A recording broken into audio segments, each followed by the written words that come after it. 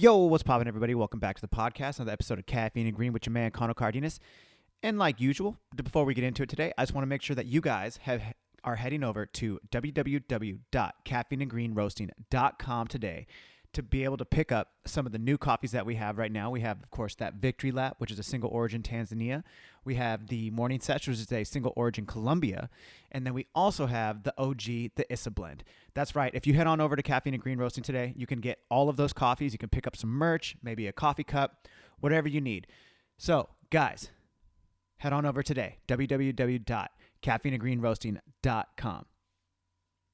And also, if you haven't already, your man is also roasting and doing the coffee for Steel Mill Coffee in Oceanside, California. That's right. If you guys want to head over there, go head into the cafe, and you could try any of our amazing espresso, any of our amazing drinks that we have that all of our friends are cooking up over there. And just go and say hello. I know everybody will be super happy to see you. And of course, I'm talking about Giles, Anna, Lil C, Shay, and of course, Riley. That's right, guys. If you're ever in Oceanside, California, cruise on down to Steel Mill Coffee today. All right. My guest today, or guests, I should say, there's a lot of guys on the show today, but the main guest, the reason we're here, is Mike Tholen. That's right. My man Mike is a regular at Steel Mill Coffee. And just through, hopping behind bar and talking to Mike, I found out his interesting story of being an audio mixer, audio engineer, or a mix technician. There we go. It's a better way to put it. Sorry, Mike. But he has some amazing stories. He was the mix technician for a band called Ministry. You guys might have heard of them. He's also done the remastering of The Matrix. He also did Zelda Ocarina at a Time. And to be honest, we didn't even get into any of that. We did a straight 2-hour podcast based on Ministry. What makes this podcast also really, really exciting to me is that it's my first 2-parter, maybe 3-parter podcast, because we did 2 hours and it was just on what he had done for Ministry. I'm going to have Mike back on the show in the next couple weeks, and we're going to get into The Matrix, we'll get into Zelda, and then we'll get into some other things. But for this week, I also was joined by Shay Cooper, Giles, to help with some of the things that I didn't understand. And plus, Mike has amazing stories. So without further ado, please enjoy part 1 of my man, Mike Tholen. This your time to shine, hubby. Let's go. Give me caffeine and green. It's your boy Connor. What's good? Good. Caffeine and green. And we're live. Mike Tholen, welcome to Caffeine and Green, sir. Thank you. Yes. It's great to be here, buddy. Thank you. I'm really glad you came. Good. And we're also joined today by my boy Giles and, of course, Shay Cooper. Boys, welcome. Cheers, everybody. Cheers. Okay, cheers. Shay, you're good to go. Okay, cool. I'm going to go get beer. Yeah. Okay. All right, boys. So today, Mike, you're the guest on Caffeine and Green. And one thing that I thought you would be a perfect guest for is that, the kind of the premise of Caffeine and Green is for people to come on to talk about their hustle, because Caffeine and Green is definitely not just about, most people think it's like coffee and weed. But to me, Caffeine and Green is definitely it's about like an offset of Hustle and Motivate by a rapper that passed away. His name was Nipsey Hussle. So I like to basically think about Caffeine and Green as a way of saying caffeine's my hustle, and the green is how are you making your money? How are you out here getting it every single day? And with you, sir, you come into Steel Mill every day with Gabby, your dog, and dog. She's awesome. And I really just wanted to have you come on because we've been talking when I'll be on bar or whatever, and then I started to hear about how the plethora of things that you've done and being an audio engineer, mix technician. Yeah. But yeah, so that's kind of why I wanted to have you on the show. And normally I just get right into it. So for people who don't know who you are, let's give just a quick, a quick background of who you are, and then we can start from the beginning of how you got on that path. I have been mixing and producing music and sound design for, 27 years now. I primarily like to mix bands. Okay. But I've done a bunch of film work and commercial work throughout the years. in order to make ends meet. It's a little bit quicker money. It's a lot of fun too, but I really enjoy music, and that's really what I love to do. And that's what I do now. I mix music out of my house, and I've got a mobile rig that I use that I bring around to different venues and record bands and then mix at home. But there's quite a bit that's happened throughout those years. And I don't know where you want to start, but I want to start mainly, to be 100%, is like the aspect that you love music so much that it brought you into the world that you're in now. So for me, let's start what was the deciding factor? Like, was there a band that you heard and you're like, damn, I want to do this? Or like, what was the decision maker for you that was like the straw that broke the camel's back? You were like, this is what I'm going to do. This is where I'm going to go. And I know this is what I want to do. I've always been into music since I was maybe 12, obviously younger than that, just listening to music, but actually playing an instrument and mucking around with it. It started about 12. And I didn't finish high school because of it. I just sit in my room and play guitar all day. I didn't give a fuck. And I ended up moving to Chicago from here in San Diego. You were born and raised here? Yeah. Nice. And I was 18, had just not graduated high school and bailed. And I had one friend in Chicago, and we started a band. And he had a bunch of recording equipment that he had no idea how to run. And I didn't either. Nobody else in the band did. And I was like, well, fuck it. I'll figure it out by trial and error. So I'd stay up really late at night while everyone's sleeping. I didn't have a job. And I'd just fuck around and trying to figure it out. And I ended up meeting my wife now, and we had a kid 9 months later. Oh, damn. At 18? Yeah. Whoa. No way. I Yeah. know that. Yeah, it's fucking 9 months later after meeting her, literally. And it was at that point I was like, fuck, I need to get a job, right? So I started working with her dad, actually, for the U.S. Federal Grain Inspection. It's a fucking government job. You say grain? Grain inspection. Whoa. So in Chicago, there's a big shipping and railway industry and trucking industry, and a lot of goods come into Chicago, or the farmers will bring the goods there, and then it all gets like thrown out from there. Whether it's a ship from Poland coming and grabbing like 2 million bushels of corn and soybeans and bringing it back there, or from Russia, or from Philippines, or if it's fucking rail cars that are going out to fucking, coming in from like Nebraska filled with corn. They got to drop them in this grain elevator. All that stuff has to get graded. And if it gets to a certain grade levels, there is worth a different amount of money on the market, and the market's ever changing, right, for soybeans and corn and wheat. So anyway, my wife's husband or dad was working for them, and he hooked me up, got me a job inspecting fucking grain up in these fucking grain elevators. And a lot of the times, it's fucking negative 20 degrees out in the fucking winter, and you're up there, there's no heater. You just have to fucking bundle up, and you're up there for fucking 8 hours a day. And there's these giant conveyor belts full of fucking grain that's going off into a ship, and every hour you gotta fucking take a scoop, put it in a bag, fucking take it downstairs, and they fucking test it. You go back up and do it again, and it's fucking ridiculous.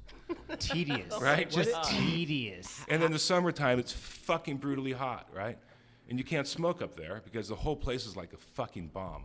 Yeah. Really. I can imagine. You can't smoke anywhere near there. Imagine just flicking an ash, and it would just like. Well, yeah, because there's tons of dust in the air. The whole place, literally. So anyway, right before my son turned 1, I figured I need to get the fuck out of here and go to school. And I figured I still want to be in the music business. I'm not going to be a rock star. I'm not that good. So I'll figure out what I can do that they don't know how to do. Meaning microphones. They don't know shit about microphones. They don't know anything about that mixing desk, those compressors, those equalizers, that reverb unit, that tape machine. They don't know dick about that. Well, I'll be that guy, right? So I went to school back here, actually, and missed my son's first birthday at school. And then came back to Chicago. It was a 26-week course. It was fucking brutal. In audio engineering? Yeah, Okay. and there's no gen ed. It was just straight up audio, and I was luckily even able to like get in there because I hadn't even finished high school yet. I didn't even have a fucking diploma. I didn't have a GED. I didn't have anything. Trade school. Trade school. You're getting it. You know, and they had wanted at least a GED, so I decided to go ahead and take the test. And in Illinois, evidently, there's a whole section that on the Constitution that you have to pass before you can graduate high school. And here in California, they didn't teach you any of that. It wasn't even a part of your high school, like. Not even like the requirements. preamble or nothing? Like we the people of the Nothing. United States of America, da da da da. I don't remember. I mean, obviously, I didn't finish high school here, so I don't really know. But I don't remember anybody stressing out about the Constitution test. Damn. But when I was back east, yeah, people were talking about that shit. Yeah. So anyway, long story short, I take the GED. I pass everything with fucking flying colors, except the Constitution portion, and I fucking failed. Whoa. Really? So I was super bummed out. I'd already like signed up for school. School had already been paid for. Everything was lined up, and I ended up calling the director and told him what was up. And he was like, "If you don't say anything, I won't say anything. Come on in." I was like, "Oh, thank you so much, Nice. dude." Damn. Because you just fucking like my shit was gonna be delayed at least 6 months. You know, Dude, just So- for that. yeah. Yeah. So Wow. I got in and ended up doing really well and came back to Chicago and started working at Chicago Tracks about a week, or maybe it was even less than a week after I got back home. It was the first studio that I'd gone to. They offered me an internship right there. Dope. Paid or no paid? No pay. No pay. Mm-mm. So you're stressing at this point. Like, Fuck yeah. Yeah, fuck yeah. Yeah, Fuck yeah. dude, fuck yeah. Yeah, but it was nothing that I didn't know. Like literally, our first week of school, the instructors told us, they're like, "Hey guys and girls, this is not your meal ticket. Like, you know, this isn't like, you know, heating and air conditioning school where we teach you how to do it, then you just go out in the field and start kicking ass, right? You're going to be an intern. You're going to be working for free. You're going to be cleaning bathrooms. You're going to be picking up ashtrays. You're going to be getting dope. You're going to do whatever that needs to be done." Basically, we don't know why you're here, or why you would want to be here. Totally. And This if is gonna suck. yeah, this is gonna suck really fucking bad. And if you can make it through it with a great attitude and people like you, you're fucking now you're in, Yeah. right? So they had kind of told us about this, you know, and consequently a handful of people left. Immediately. Yeah. From jump. Yeah, maybe Okay. it was that night or the next day. They just didn't. They stopped showing up.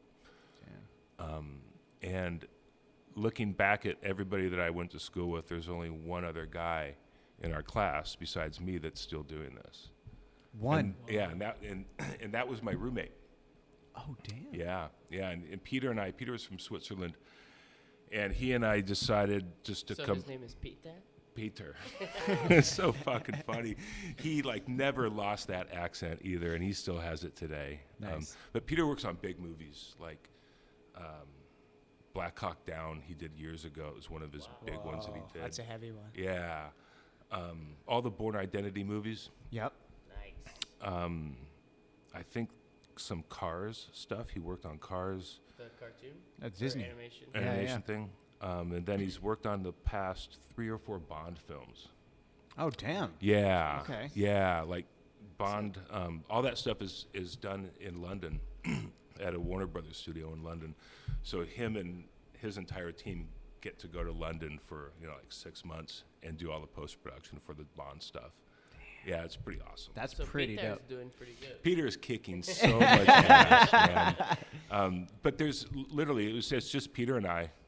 The rest of the guys are, they're chefs or they're, I don't know what some of those other fuckheads are doing, but They're just different avenues. it was a tough school. Yeah. Is I guess what I'm saying. That's pretty cool though. Yep. Just it's so rough that it just weeds out whoever is actually down, because obviously that industry takes a lot more than just having the knowledge and being taught something. You can get thrown into an industry, but there's so much more. Dude, yeah. What do you say? That is cool that they Psychology. told you Like, that you too. have to adjust to the variables. And I'm be a around fucking people chameleon. Yeah. There's different cliques and different types of people, and in a session, I have to make them feel totally comfortable, to where they're giving me their best, so that at the end of the day, they're happy and they want to listen to their products for Right. the next 10, 20 years or whatever. And it doesn't matter if they're assholes or if you like them or not. You just have to No. mold to Yes. make them happy. Yes. And Yes. act like you're. But that's some longevity too. Most people, it's like, especially nowadays, it's like, now, snap, it's ready, it's gone, let's go, Instagram, blah, blah, blah. But you're thinking, you're saying, hey, like 10 to 20 years, depending on the band you're talking to, if they end up like Yeah. becoming one of the ones that last forever, it could be 30, 40 years. Here's the thing, Kano, is that I'm 50 now. I don't have time to work on anything that's not viable. I don't have time for mediocrity anymore. It just doesn't make sense to me. And if that means taking, twice as long on a project to make sure that it's at that level, fucking fine. I don't care. I'll take half the pay, right? Because at the end of the day, my name is on that, Yep. right?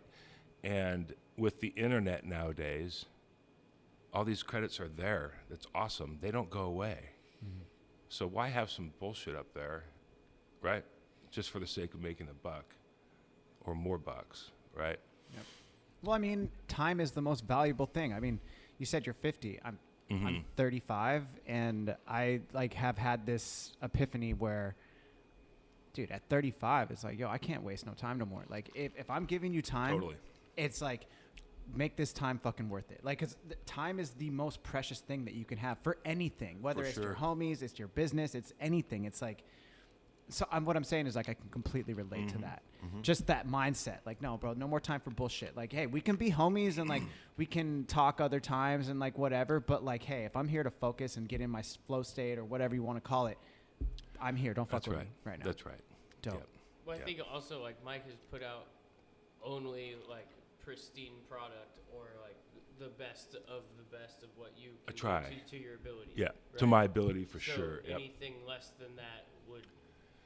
It doesn't sit right. Monetarily, like money-wise, clout-wise, of what people like putting your name on something means nothing other than you doing the best of what you can do. Because I've Yeah. seen that. Yep. That's how you work. Yeah. That's why we Yeah. all. Thank you are for noticing. Very, like, very shocked that you still like, or whatever. You just hang out with us and everything. Oh, It's fuck something yeah. Inspiring to see like this is somebody that like put money aside, put time aside, put everything. You're not gonna fuck around. Like you've taught us so much. Like you're not gonna put out a product just with your name on it for any other reason than that you're being proud of it. Exactly. I have to. If my stamp's gonna be on it, it's gonna be right, and I'll double and triple check things, as you guys know. Yeah. Well, And I'll drive myself fucking crazy doing it too. But that's how I was taught. I mean, that's how any big record or any big film is made. It's made by people being extremely focused and buttoned up. However crazy they might look, or however crazy the product might be, and wacky and edgy and fucking over the top. All the people behind it we're all fucking nerds, man. We're We're all obsessed. nerding out. Totally are. That's Yes. fucking Yeah. well, Yeah. I literally just saw this thing from Conor McGregor yesterday. It was like, if you're obsessed in any field that you do, whether it's fighting, whether it's audio engineering, if you're obsessed and you just completely obsessed over that and you want it till you can get it to you're the best of your ability, you're going to be successful. Yeah. Period. Yeah, it's kind of hard to fuck up if you're going to push yourself that hard. Dude, it is. I Yeah. mean, that will and drive, and that's kind of another thing I wanted to talk to you about was like that will and drive. Like some people can do it. Like for me, it's coffee. For whether it's Steel Mill, whether it's Caffeine and Green, like I don't care. Let's fucking go all in Let's and kill just it. make it happen, right? That's right. So Yeah. I see that in your aspect of it, and it's like, dude, like, but your shit to me, like when you were telling me, like the other day, so kind of moving forward a little bit, I found out about how there was this band Ministry. I'm not fully fluent in their No. It's totally okay. yeah, you know, the collection of music. But like, you know, I take a lot of pride in the fact that my brother is completely opposite of me, and he was like, you know, Judas Priest, Metallica, like Slayer, all these things. So I grew up with it, and I had an appreciation for these bands, but like I never like delved super hard into it. It's like if my brother said this is tight, listen to it, that's what I would listen to. But then I went in my avenue on my own. But I love. Did he turn you on to ministry? No. I just meant in talking to you, I found out about ministry. But then also like when you showed me, you're like, hey, you'll probably know this song, and then we played it in the shop. I was like, oh, I have heard this song. Right. I didn't know it, but like, oh, okay, fuck yeah. When I was at the gym today with my friend Bryn, I was like, hey, cause she listens to a bunch of rock music or metal, whatever you want to call it. But I was like, hey, have you heard of this band Ministry? She's like, yeah. And I was like, oh, okay. Dope. And I was like, well, I'm having one of their audio engineer on the show tonight. She's like, oh my God, that's so fucking cool. And I was just blah, blah, blah. But like the dedication and the passion that you have for your craft is just so inspiring. And the way you talk about it, you could tell you're extremely passionate. That's I the love only that thing shit. I know how to do, man. Dude, that's what's up. It's fucked up. I bought a house years ago that I don't have anymore, but it's like, fuck, I'm going to do this to it. I'm going to do that. And I go out and buy a bunch of tools and shit. And I go out to do just something as simple as a fucking chair rail on the wall. Well, fuck. About a half an hour later, you know, my thumb's fucking half broken and there's like Swiss cheese fucking chair rail. I can't do anything else. Nothing. Yeah. I can't do anything else. So that's kind of a bummer for me sometimes. A bummer? Yeah, because I have to hire somebody to put a fucking chair rail on or changing a garbage disposal. I got to fucking hire somebody. Stupid shit like that. That most. I got you next time. Right. See, Giles knows how to fucking do it. It's like, this is like common stuff, man. I do not know how to do any of the things you just said. All right, but good. I could figure it out. I would hope. But if now that I know that Giles can do it, I'll just call him. Yeah, well, see, that's also my problem. But, yeah, it's like a half-ass, like redneck way of fixing it, but he will do it. But it'll be fixed. It'll be way. It'll work. It'll run. With duct tape and super glue. Okay. But, okay, so moving forward. So you get out of your grain job. You go back to school. You go back to Chicago. Is this when you met Ministry, or is this like... Yeah. Okay. My first day at Chicago Tracks, they put me in the A room. There was 2 rooms there, an A room and a B room. And they had this client in there that was this long-standing client. It's like their number one client. Like he's been there for a long time. And I walk in the room, and it's this fucking dude looks like fucking... I don't even know what the fuck he looked like at the time. He's now, if I were to like try to describe him, like we would say he looks like a pirate. But this is only because of that Pirates movie that fucking came out, and Johnny Depp completely ripped off his look, as did Rob Zombie. I remember we were talking about Both this. of those fucking guys. Dude. So I'm sitting there next to this dude, fucking long ass dreadlocks. He didn't have any piercings yet, and he's there's 2 white piles of powder. Totally fine. You can say whatever. There ain't no limits on here. But And he's, you know, we're sitting there, and he's telling me a story, and it's my first fucking day, right? But I already have the mindset of like, you know, I'm just here to work. I don't give a fuck what these guys do, and that's kind of what they taught us in school. Like, you know, they actually told us verbatim that we are in a service industry. Think of the studio as a high-end hotel. Where an artist can come and be completely comfortable. You can lock the fucking door. They can do whatever they want. Because they need to work in the environment that makes them comfortable. Totally. Yeah. or and what they have inspires them or whatever. Yeah, and if that means shooting up a bunch of dope, then that means that you let the artist shoot up a bunch of dope. Gnarly. And I go, hey, I don't think that's too good for No. you. Guys, I'm super uncomfortable right now. Like, But it's funny you say that because Al was telling me the story, and he starts tying off, and he's having a hard time finding a vein, and so he's fishing for a bit, and he realizes it's my first day. He's like, and he stops. He's like, "Oh fuck, dude, it's your first day. Are you cool with this?" I'm like, dude, I don't care, dude. I'm just fuck. I'm just here to learn, dude. It's cool. He's like, "Oh, all right, cool," and he gets right back at it, you know, and starts shooting up. You still don't know who this dude is yet, right? No. No, I mean, Also, what's the age gap? I actually never knew.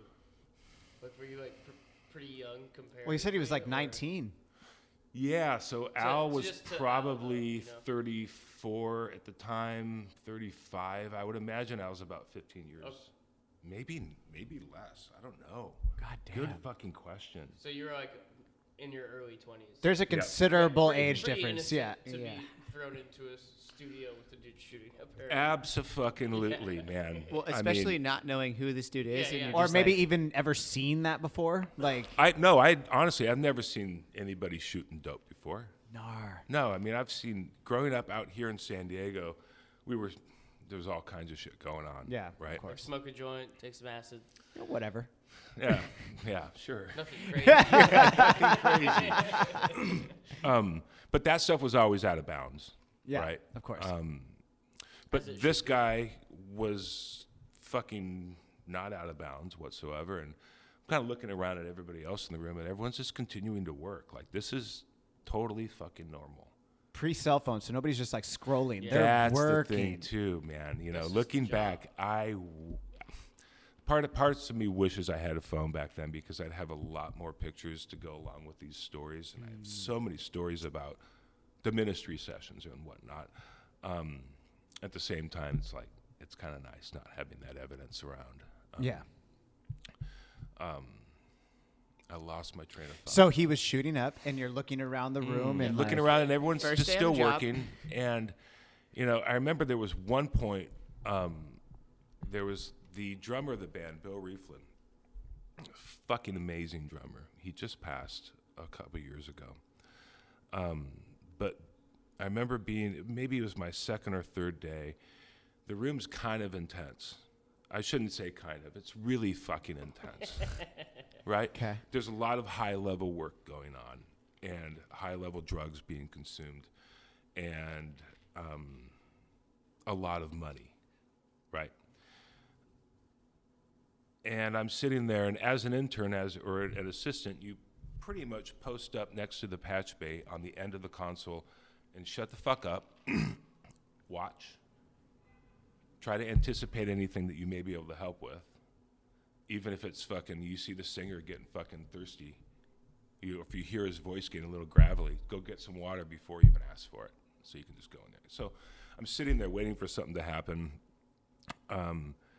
and Bill, the drummer, who's fucking chomping on an apple at the time, he was totally sober, by the way. There was a couple guys in the ministry that were completely fucking clean. That is such a wild dynamic. Right. Okay, so yeah. we had to kind of like try to juggle both of these camps. There was two camps in the ministry world. But I'll never forget fucking Bill. He was such a fucking dick. The guy's a fucking genius, and he fucking knows it, and that's the problem, right? He turns to me and says, "Are you working?" And he doesn't even know my name. It's my second or third day. And the whole fucking room just stops what they were doing, and they just look at me. Al, Paul, Critter, Howie, like the whole fucking team. And I'm low man on totem pole, and everyone's looking at me, and I'm just like, "Yeah, dude, what do you need? Can I get you something?" He's like, "No, I just wanted to know what you were doing." Like, fuck, dude. Whoa. And then everybody dick. turned around and started working again. So about an hour or two goes by, and Bill leaves the room, and Al looks at me. He's like, "Dude, fuck that guy." This is drummer. He's like, "Fuck that guy. It's just the way he is. Just a fucking dick." They call that checking your temperature. Like, yo, they're just checking your temperature a little bit. See how you react. Yeah, just like, yo, is this that's guy gonna fucking- absolutely. Cool. Yeah. No, that's totally what was happening. Yeah. You know, and after I had been there for a handful of months, maybe a year or so, I would see interns come in, and they'd haze them like this. Ah, okay. And you'd see them fucking like react the wrong way, and you're like, "Oh, dude, you just fucked up. Yeah. You won't be here tomorrow." Yeah, it's like, you can't hang, bro. Nah. Yeah. Yep. Okay. So, not to like jump forward or like skip over obvious stuff, but Would you say that, like, in those early times, like, that's your first job coming out of, like, you know, your college and everything, learning the craft of recording and being a sound engineer? It was almost like a symbiotic relationship where they kind of took you under their wing, but also you were taking care of them because you were very good at what you did sound-wise and understood what they were trying to do. So it was almost like they're taking you under the wing, younger dude, and kinda like grooming him. But then also with the trust that you were really fucking good at what you did. Might not be the best term. And that Is was that not? No, grooming is what you call it. You call it when you I take them thought under the said- wing. You I call said- it grooming. I was- Symbiotic works for Oh, sure. it Yeah. does? Yeah. I was Yeah. thinking about it for 10 minutes. Like, almost Googled it. I was before saying asked. grooming might. Cool, yeah. Symbiotic relationship, right? Cool. no, I'd certainly. Maybe correct though, given the situation. Don't sidetrack. I said symbiotic. Anyway, let Mike talk. Back to symbiosis. I learned a ton from them. I had no idea who they were, obviously, and I'll be really brutally honest with you. I didn't know what the fuck they were doing, man. Like they had fucking drum machines, and we had a drummer, and we had all these fucking samplers, and we were taking like servo motors and fucking like recording them and fucking pitching them to different pitches and stretching them, and then incorporating servo motors and drills and maybe an anvil clank, all this stuff into metal. Well, you were music. saying there was even at one point there was like a table saw or something like that. It was Yeah, there's fucking saws. There's all kinds of, right? So this is in 1991, late 91, and coming from here in San Diego, the metal scene out here, I mean, it was just like Metallica, Slayer, Anthrax, Megadeth, right? It was just the big four out here right now, right? Or back then. Yeah, and then you had all your obvious other rock bands and whatnot, but that's what we were into, and there was no drum machines and any of that shit. You were fucking cheating if you did that, right? Okay. And here they get dropped into this ministry session where that's their deal, is they're making machine-like thrash. Correct me if I'm wrong, but they were like the industrial Yeah. creators, right? Yeah. Big time. I think Al's really credited pretty heavily with incorporating all these machines into this That's a crazy rock concept thing. to just be like, That's all right, I'm badass. gonna grab Yeah. a drill and Yeah. we're gonna record this and chop it and screw it. Yeah, And and then it's gonna. Yeah, It's and then distorted and vocals. that was the other thing I learned from those guys is like distortion, whether it be on a snare drum, or a kick drum, or a vocal, or a fucking saxophone. There's one Revolting Cox tune where there's a fucking distorted saxophone solo. I think we ran it through some like a couple pieces of outboard gear and just fucking cranked the inputs and outputs till they just fucking started to melt. Fuck yeah. So I honestly didn't really know what the fuck they were doing when I first got in the room with them. And it took me, I don't know how long, it took me months of just hanging out with my mouth shut, chilling out, vibing with everybody, and just watching and how and what they were doing. And I think they did take me under their wing because I didn't know who the fuck they were. Yeah. And you had to, in order to record that and make it sound good, you had to almost immerse yourself in their lifestyle. Their and, world. to understand what they wanted the product to sound like. Immerse yourself is an understatement. Honestly, I mean, we all lived those records. And, even more so than me, there was the engineer that I learned from that was doing, who was like the head engineer for this ministry stuff back then. His name was Critter. He's not with us anymore, unfortunately. But Critter was literally, his name was Jeff Newell. And Jeff got his nickname Critter because he wouldn't go home. He would sleep under the fucking desk, under the mixing console. That's kind of badass. You though. fucking I wouldn't fuck with leave, that. man. That's really bad. I fuck with that. And then he'd fucking wake up and he just like emerged from behind the console and he looked like a fucking critter was fucking just like, oh, a critter. He's Oh, definitely dude. dreaming about it. Like, Yeah. It's like a gremlin. Wake up, fucking lived Wake it, up, man. Yeah, Makes work it a until little you bit. can't keep your eyes open, and then as soon as you open your eyes, go right, back to work. Yeah. You know? Did he ever like pass out on top of the mixing board? Just No. But you know, that was, and there was handfuls of times where I stayed at the studio and other people did too, because you would work for, 10 hours with the band and then you'd go home, sleep, come back in the next day, and now you got to get briefed on everything that happened in the past 10 hours because all kinds of shit happened while you were gone. Everybody was still up. Everyone's still up, right?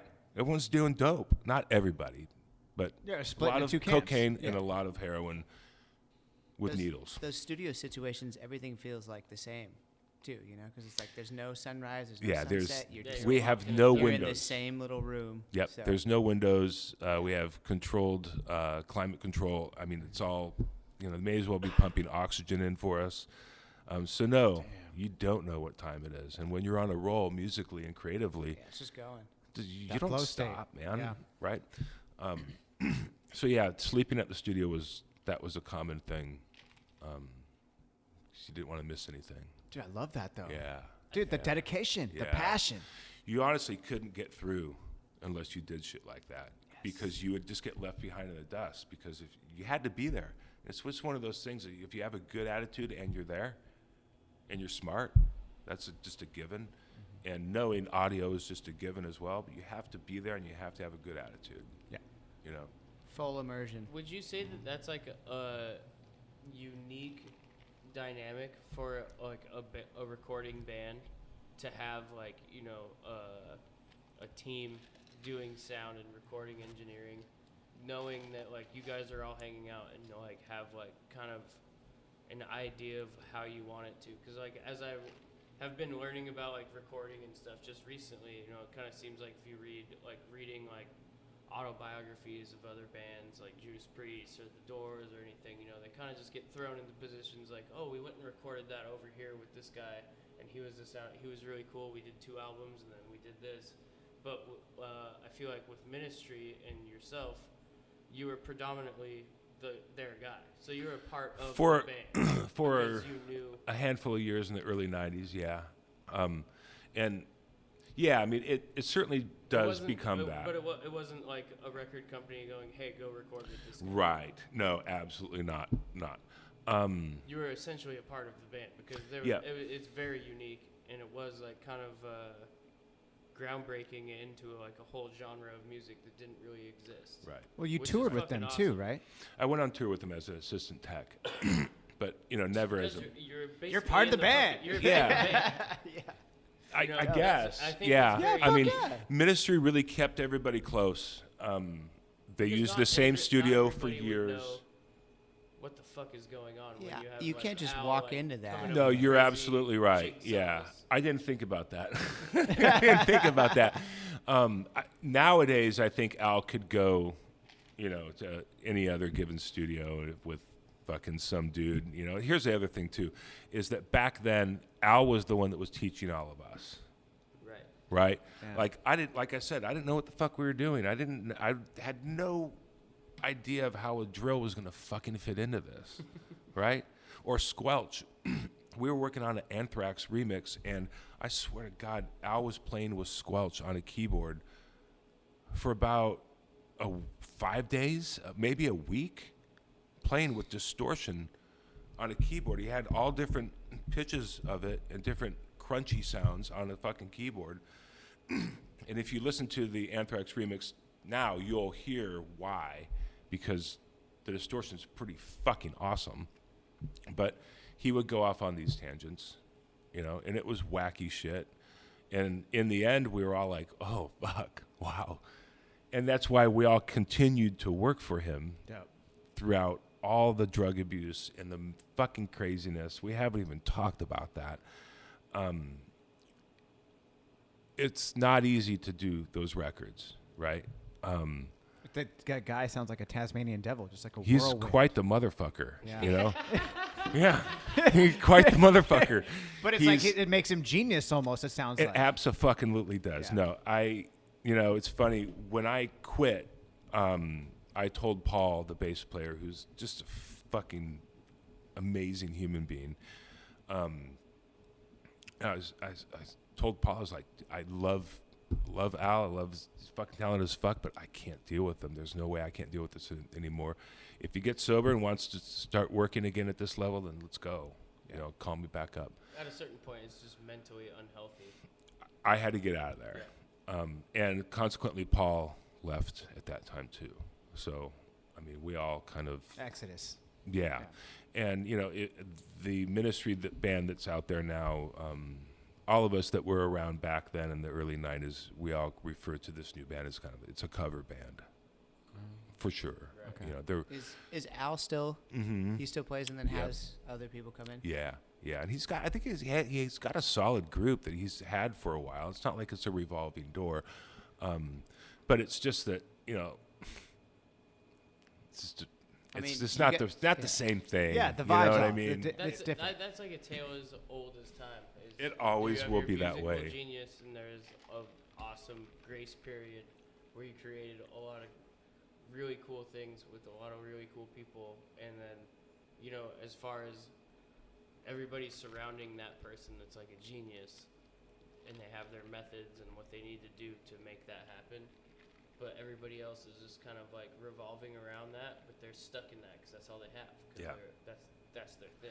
And then And then finally once we it all falls figure it off and out. Everybody grows up and like, we're not gonna live. Right. We're literally not gonna live if we continue this. Usually implodes from the Exactly. inside out. And they're then- kind of just hanging on there and just getting people that attach on Right. to keep it going, because that's all they have. Like you Yep. said, you didn't graduate. Dude, high that's school, all I had. All you can do is music. Yep. But Mhm. obviously, you get to work with other people. You have a skill that Right. allows you to Yes. branch out. Yes. You're not dedicated to ministry. No. I was for a couple years, but What was the craziest thing that happened for you? Sorry. Is it, like what we said. I mean, yeah. it's probably. Well, some of the craziest. How about that? Is that can we talk about that? yeah. Okay. Um, Because now, if you're like, we haven't even talked about that. It's like, well, shit. Let's talk about it. One of the craziest things that happened that's somewhat well documented online, if you know what to search for. There's a couple, but one was Al. We were doing a remix for Red Hot Chili Peppers' "Give It Away," and this is in '93 or '94 when that song was just fucking everywhere. Right? Yeah. And Ministry had gone on Lollapalooza with them like 6-7 months before.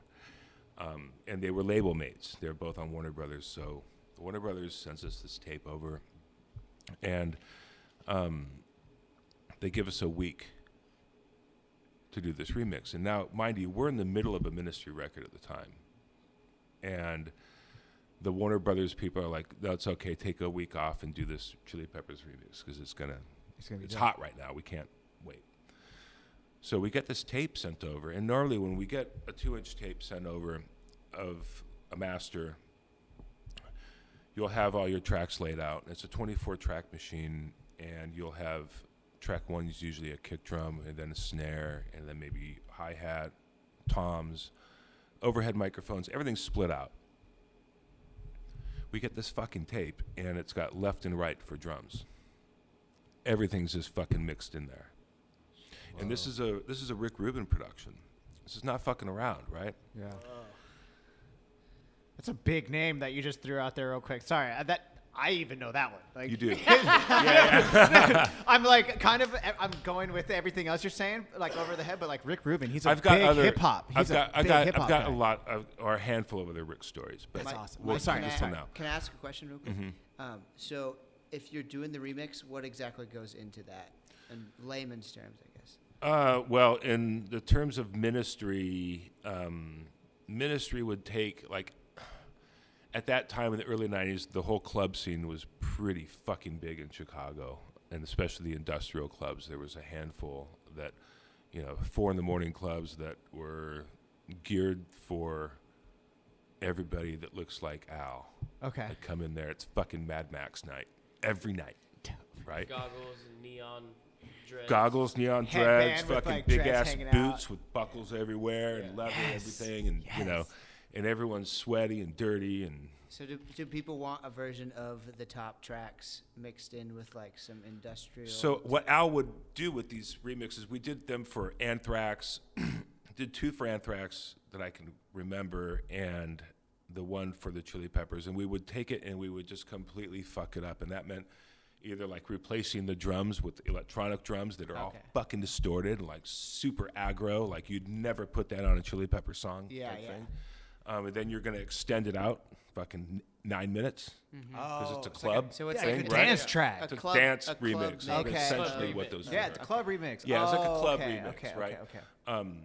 But whenever we would get these tapes in, But Al in would industrial metal fashion. exactly. Yes, Al yes, would yes. take and fucking distort things that weren't distorted So before. the big stuff of the day that people wanted to hear, hearing on the radio, and then turning it into the Put Al Jurgensen's spin on it. industrial. Yeah. You're getting out all the people. You're not just. Yeah.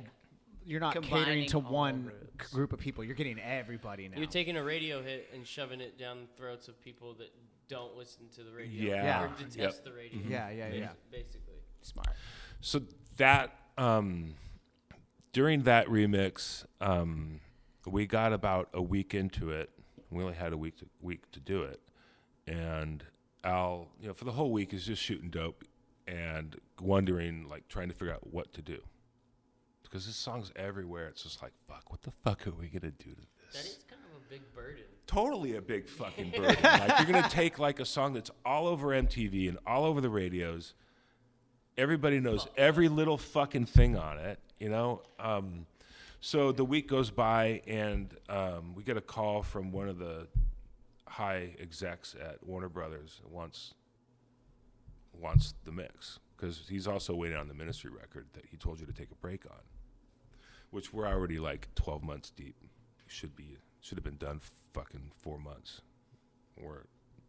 Took a year. Psalm 69, the Ministry record took 18 months. That's a whole nother fucking story. Yeah. So Al's talking to this dude, and we only hear Al's side of the conversation, and Al's like, yeah, we're almost done with it. It's fucking killer. Yep. I'll send you. Yep, we'll send you where we're at. I'll FedEx. Yep, you'll have it tomorrow. We'll just do FedEx. Dude, he hangs up the phone.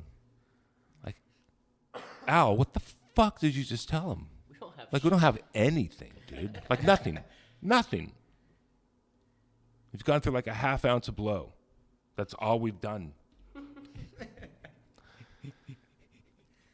So he fucking tells me to go grab a blank DAT, which is a DAT tape, which is what we used to like deliver mixes on, and a FedEx envelope.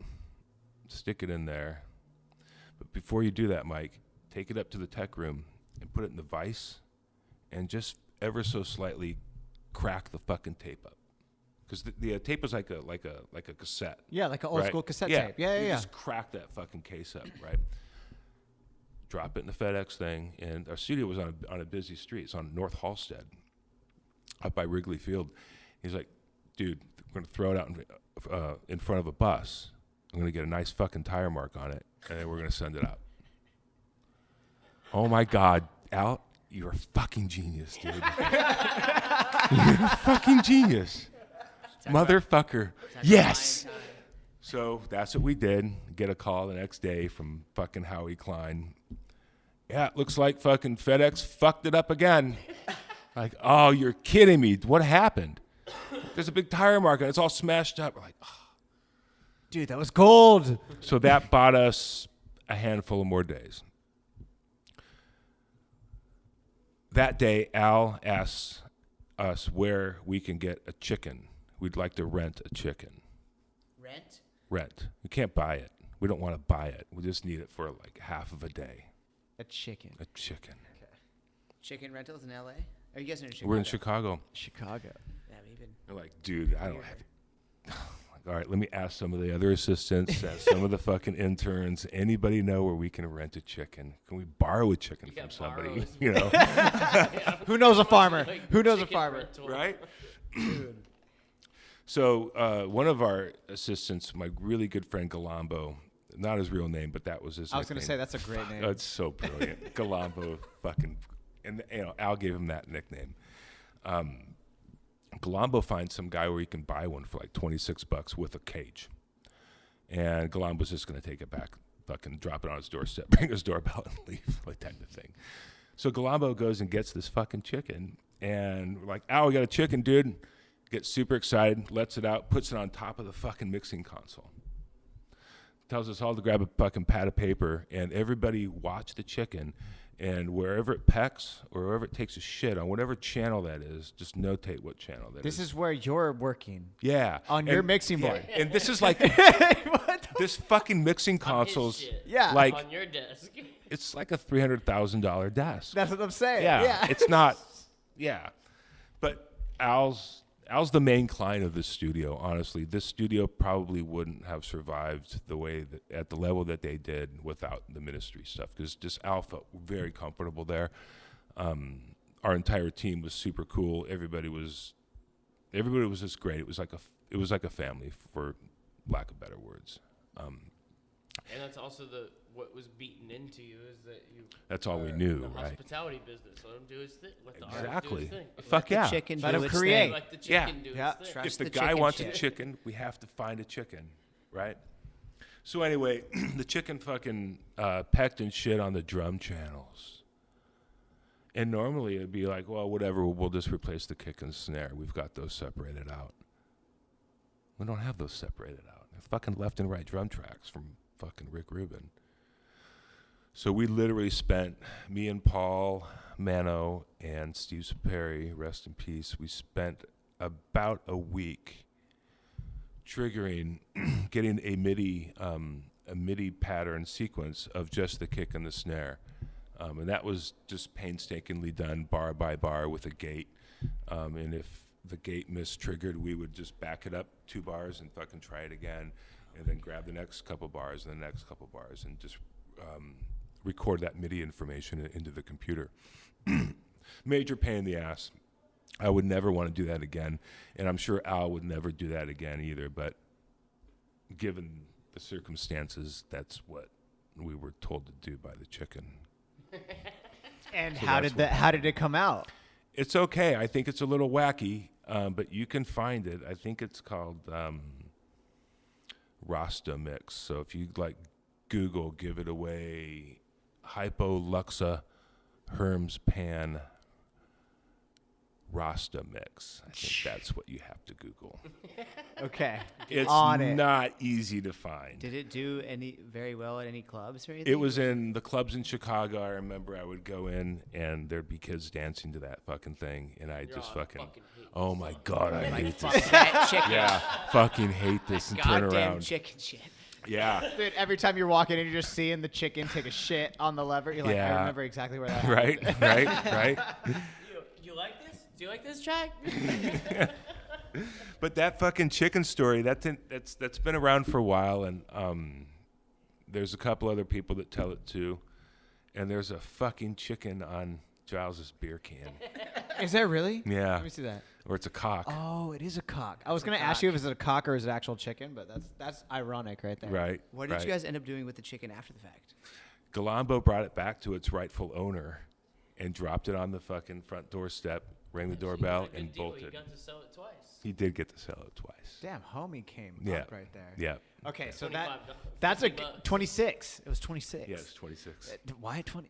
With the cage. Oh, with the cage. There we go. was It's for a probably- dollar. That was a dollar. Cage will get you. Or Yeah. the cage was like $11. The chicken was deposit. 15 or something. Like that. It was something like that, dude. Okay, so that was that. I mean, is there any other crazy stories that you'd like to tell? Like, cause you're like, How much time you got? dude, we're doing great on time. Don't you worry about it. Give me We need to one that smoke. maybe that you were like stressed on, like you were like, oh fuck, this is scary. Oh, fuck all, man. There was, when I had first started, there was an engineer by the name of Fluffy. Once Fluffy. again, Al gave him the nickname. Fluffy is a fantastic human being as well. Fluffy had really fluffy hair, and it was super fucking cool. He still is super cool. He's a really great person. But there was a session where Al was doing vocals, and Fluffy was engineering, and Al was having him punch into like halfway through this verse. And we kept going over it and going over it and going over it and going over it. And Fluffy kept getting the punch right. And when I say punch, meaning I'm working on a tape machine and we're going to punch in after the second line of the second verse, we're going to start recording. So we need to punch in on that spot every fucking time. And you can't fuck it up. We're on tape, right? There's no undo or backup or anything like that. And I don't know, after the 20th time, I don't know what happened. Fluffy spaced out or something. It's just normal. And he punched in early. And all of a sudden the vocal cuts out. You know what I mean? Fluffy punched in and the fucking vocal cuts out. It's like, oh, fuck, dude. And fucking Al fucking knew what had happened as soon as he did it. And he fucking rips his headphones off and comes flying into the fucking control room. Flying. Like, I've never seen this dude move so fucking fast. And Fluffy sees him and he gets up and he fucking, dude. And there's one door to the control room. There's not two doors. There's one door in and the same door out, right? And that door is the hallway where Al's coming in. There's nowhere for Fluffy to go. Fluffy gets up and he goes on the far end of the mixing console. The mixing console's big enough, nobody can reach it, the other person, right? So they're fucking going in circles around the fucking mixing console. And finally, Al fucking, he's coming around a corner and there's we have a rack on one side of the desk and there's a big fucking square ashtray on this, right? This is 1991 or 91, 92. Big square green ashtray and fucking Al picks it up and whips it at Fluffy. Fucking splatters against the fucking wall. They go running around the console once again and Fluffy makes a break for it toward the door. He got on that side of the console and he ran down the hallway, ran outside, jumped in his car, locked all of his doors, and fucking Al chased him out of there and ended up jumping on his fucking hood and fucking stomping up and down with his combat boots. Get out of the car, you fucking pussy. God, man. It was fucking brutal. Dude. I think that was the last time Fluffy worked with Ministry. Oh, Fluff. If anything, Fluffy should have been mad that he was fucking up so much, I guess, right? No, he only fucked up once. He said 20 times. Well, He I'm missed saying that one. That's what. he's sitting here punching in perfectly every single time. Oh, well, yeah. You know? Right. Yeah, but this is service industry, Giles. Yeah. Right? Yeah. The I know how that service goes. industry, they're never Right. never in customer's my always entire career have I looked at an artist and be like, dude, you're blowing my vibe. You're fucking me up because I don't want to keep punching you in.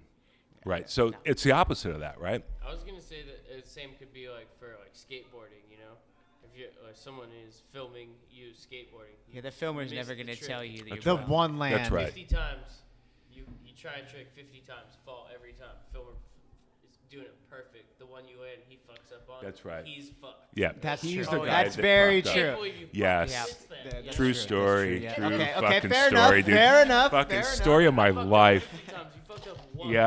Yep. Well, fuck you. combat boots to the hood. Yeah, okay, the boot stomping makes some sense. Okay. Okay. There was one other time that was really scary. That we were in Texas, and we lived in a town called Horseshoe Bay. It was literally a town of about 1,200 people, and it was a retirement community. And I'll try to 1,200? I love this story That's as well. it's really fucking crazy because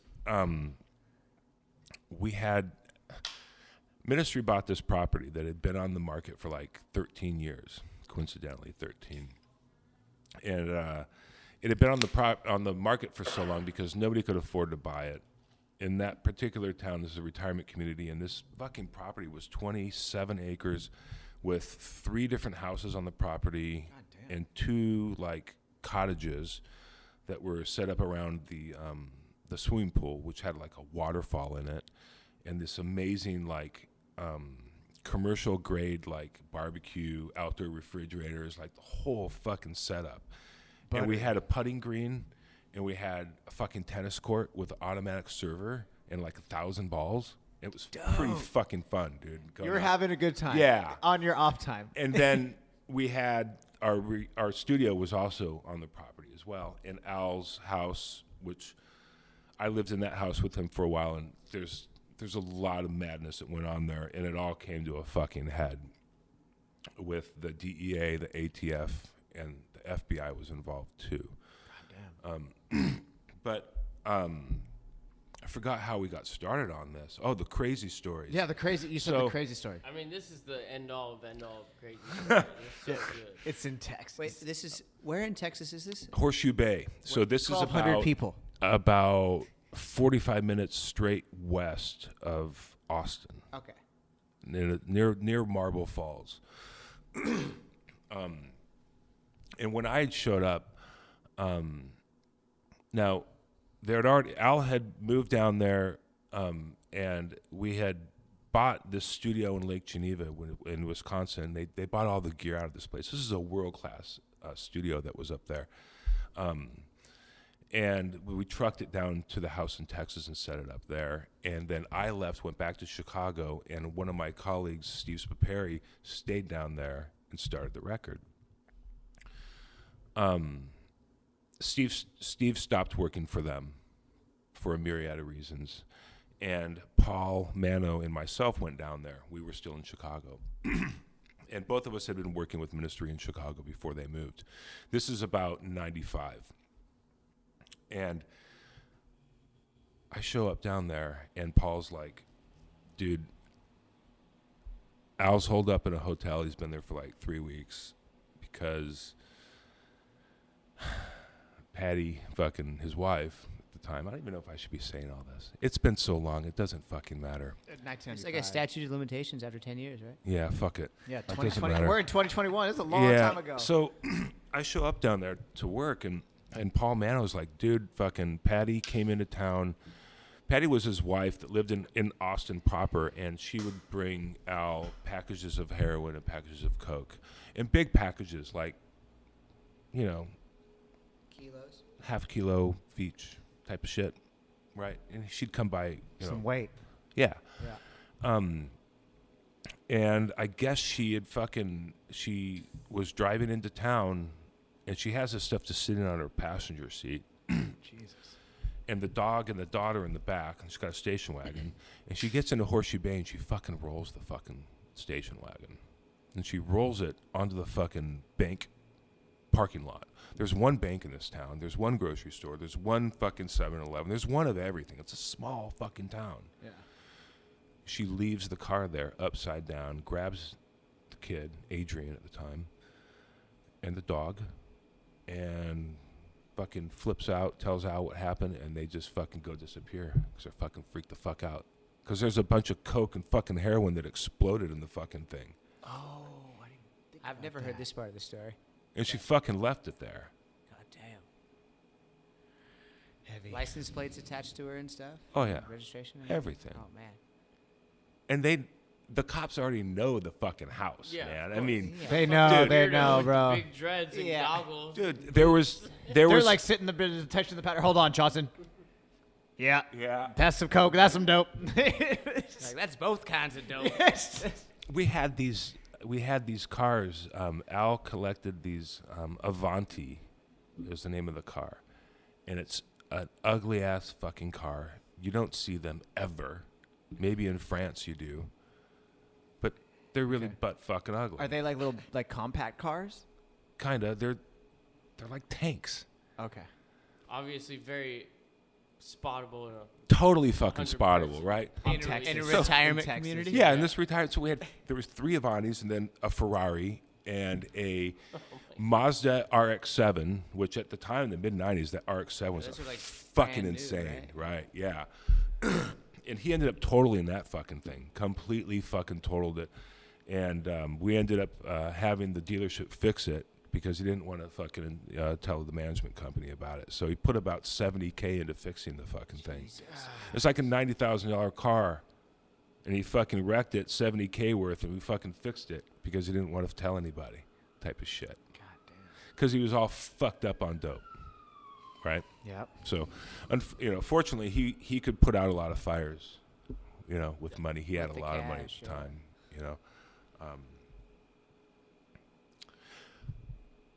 So one of the craziest things that happened there is we're all bored. It's fucking summertime. It's hotter than fuck. I was like, hey, I gotta show you something. Everybody, watch this. You fucking follow him outside. He goes in the garage, which nobody ever goes in the garage. Like, why the fuck would we want to go in the garage for? And there's a brand new mountain bike in there that he takes. Like, where'd you fucking get that fucking thing, dude? Don't worry about it. Like, what the fuck? Don't worry about Like, Al's got a fucking mountain bike. So the house was on somewhat of a grade. I wouldn't be able to tell you how many % grade it was, but it was fucking steep. And it's hotter than fuck out there. We're in the middle of summer in Texas. And he goes out in the middle of the street, hops on the bike, but before he starts pedaling, he breaks out his fucking tire gauge from his boot. Stuff with chore boy in one end, fucking takes a big ass crack rock and throws it in the fucking pipe. Takes a big ass fucking hit, holds it in. It's a big hit too. It's like, that's a big rock, dude. Holds it in, blows it out, takes a bigger rock and fucking throws it in there. Fucking holds that fucker in. Before he lets it out, he jumps on the bike and starts pedaling as fast as he can uphill. And you can hear him letting it out as he's like, and he fucking pedals as fast as he can, and he gets like, I don't know, not even a halfway up the fucking hill, which is like 70 yards. And he just fucking falls, just complete collapse. Douche. Bike, everything just sideways. He's laying there unconscious. Unconscious, like fully gone. Mm-hmm. Then what? So me and Mikey and the rest of the guys who fucking run up there. Like, yeah, great. Now we have to walk up. We have to run Yeah, up we have to 70 run up yards there. up the hill just to make Motherfucker. sure fucking You'd think this if you guy were is smoking dead. that much crack, you'd want to go downhill. You would, right? I mean, in theory, you are going downhill, but he's pedaling up. I mean, Yeah. But Irony. that would go against the reason for Al doing this. The reason Al did this, we smacked him a few times. Mikey actually got him up. Mikey was his fucking best buddy. He's not with us anymore either, unfortunately. And Al wakes up and he like sits up about halfway and he looks around, sweating like a motherfucker. And the first thing he says is, "That's the best fucking heart attack I've ever had. The best." The Purposely best. It's like, getting this fucking heart attack. fucking, that rush is fucking insane. Dude. And fucking help him up. Fucking get him back to the house. Chill out for the rest of the night.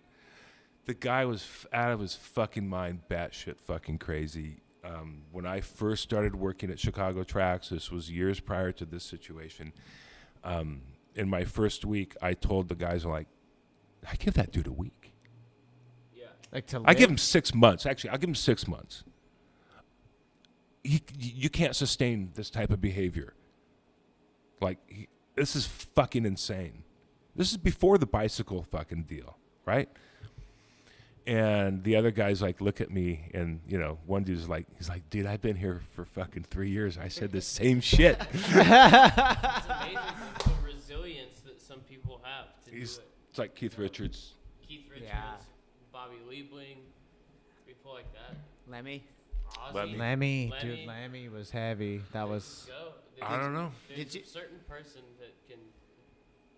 It is always like a. passionate Mike, did you music ever have a going moment where you artist. like had that like, I was here then, and I'm here now, type thing? I would imagine that was probably. Well, that was the thing, is that I never partook in any of that I was shit. gonna, Yeah. like, you're healthy. Yeah.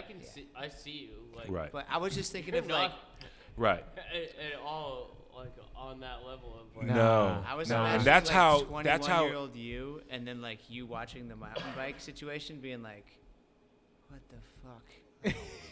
I think, Dude, I kind of lived two lives for a long time because I had my family life at home.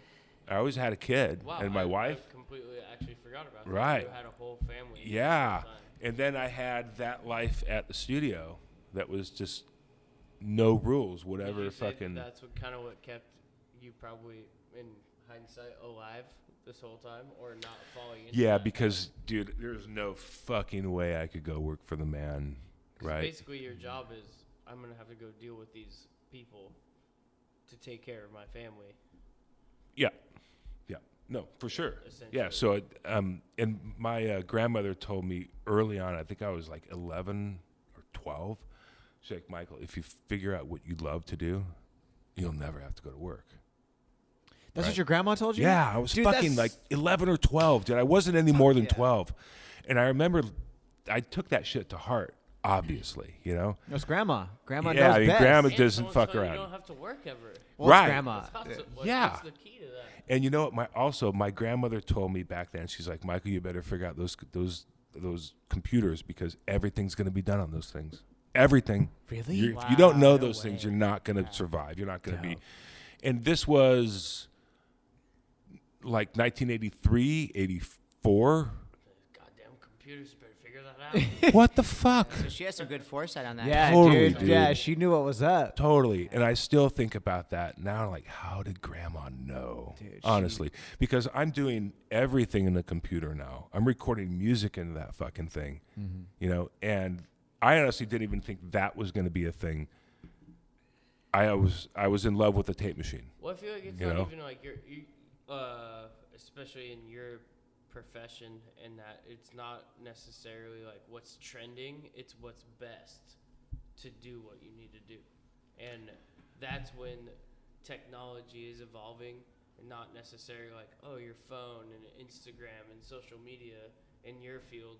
It's like, what is best to make this easier and perform better, For sure. And, sound better, yeah. or whatever. you And know? sometimes that means a microphone from 1960s Germany, right? And Oh, that's like a thing. and Often, you- oh, fuck yeah. Actually, oftentimes that's but that's also that's what I'm recording using. that on Yeah.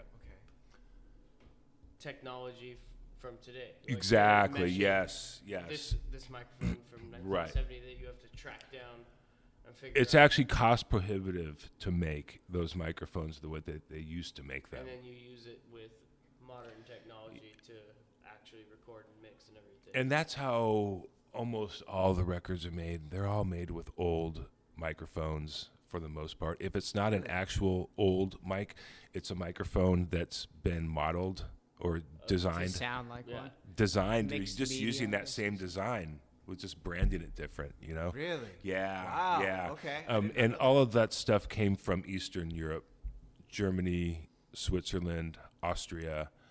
Wow. They over-engineer everything. And the big deal for them back in World War II was communications Makes and sense. broadcasting. If they were able to send messages to their troops and then also be able to broadcast authoritative sounding messages to the masses, to the Mm-hmm. people, they'd sound bigger than the next guy. They'd have more control. That makes Right. sense, though. I've seen World War II videos of Hitler, and he had Yeah, like, if all you this see the- charismatic, and yeah. he was like sitting there fucking in front That's of the why mic, he just like was, that. Actually on the edge of being able to do what he wanted to. So clear and loud Yeah. and like Yeah, crisp. and there was low end to his voice. There was that they hadn't really heard before. Prior to the Germans making this like new condenser style microphone, we were using what's called the crystalline electret microphone element, which had that very pinched sound. Right, there was no low end, there was no high end. It was really You hear very nasally.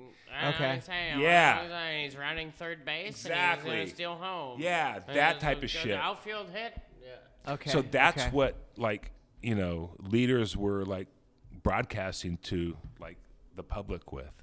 Yeah. And fucking Germany fucking figures out how they can make a microphone that's full bandwidth, right? All the low end and all the high end with no noise, and we can amplify it with these awesome amplifiers that we built that are fucking way like over-engineered. Like this thing will withstand 2 world wars, and those pieces are still here today. I mean, many studios you walk into, they're going to have old microphones, old mic preamps, old compressors, and if they're really hip, they're going to have the old German stuff. All right, do you get stoked when you see that? Like, Fuck yeah. You're like, yeah, dude, So- fuck yeah. Like, This is really cool because I started acquiring a bunch of this stuff in like the late 90s up to like the mid 2000s, 2010. We started acquiring a lot of this old gear from Germany. And I was looking for a technician here in the States that could rebuild this stuff for me, build it up to historic spec, make it new again, you know? And I found a guy in Seattle, German guy, that turns out he's from the old company in Germany, and he has all of the old equipment that they use to make these pieces of gear. Damn. Long story short, the Telefunken company in Germany, that's the name of this company, was Telefunken. I totally thought you said just snuck in fucking. Like in the late 80s, Siemens bought Telefunken, and they dissolved their audio radio broadcasting division.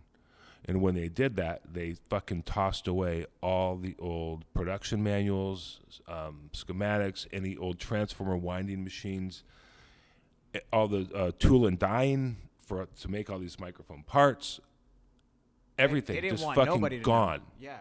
So, sorry to interrupt. Was that because it was World War II stuff, or just no, it was old? because it was just part of Oliver's job at Telefunken was going to radio stations and churches and decommissioning the old gear and putting in new, upgraded. I just didn't know if it was because of this other stuff that was used beforehand. But No, that's another story.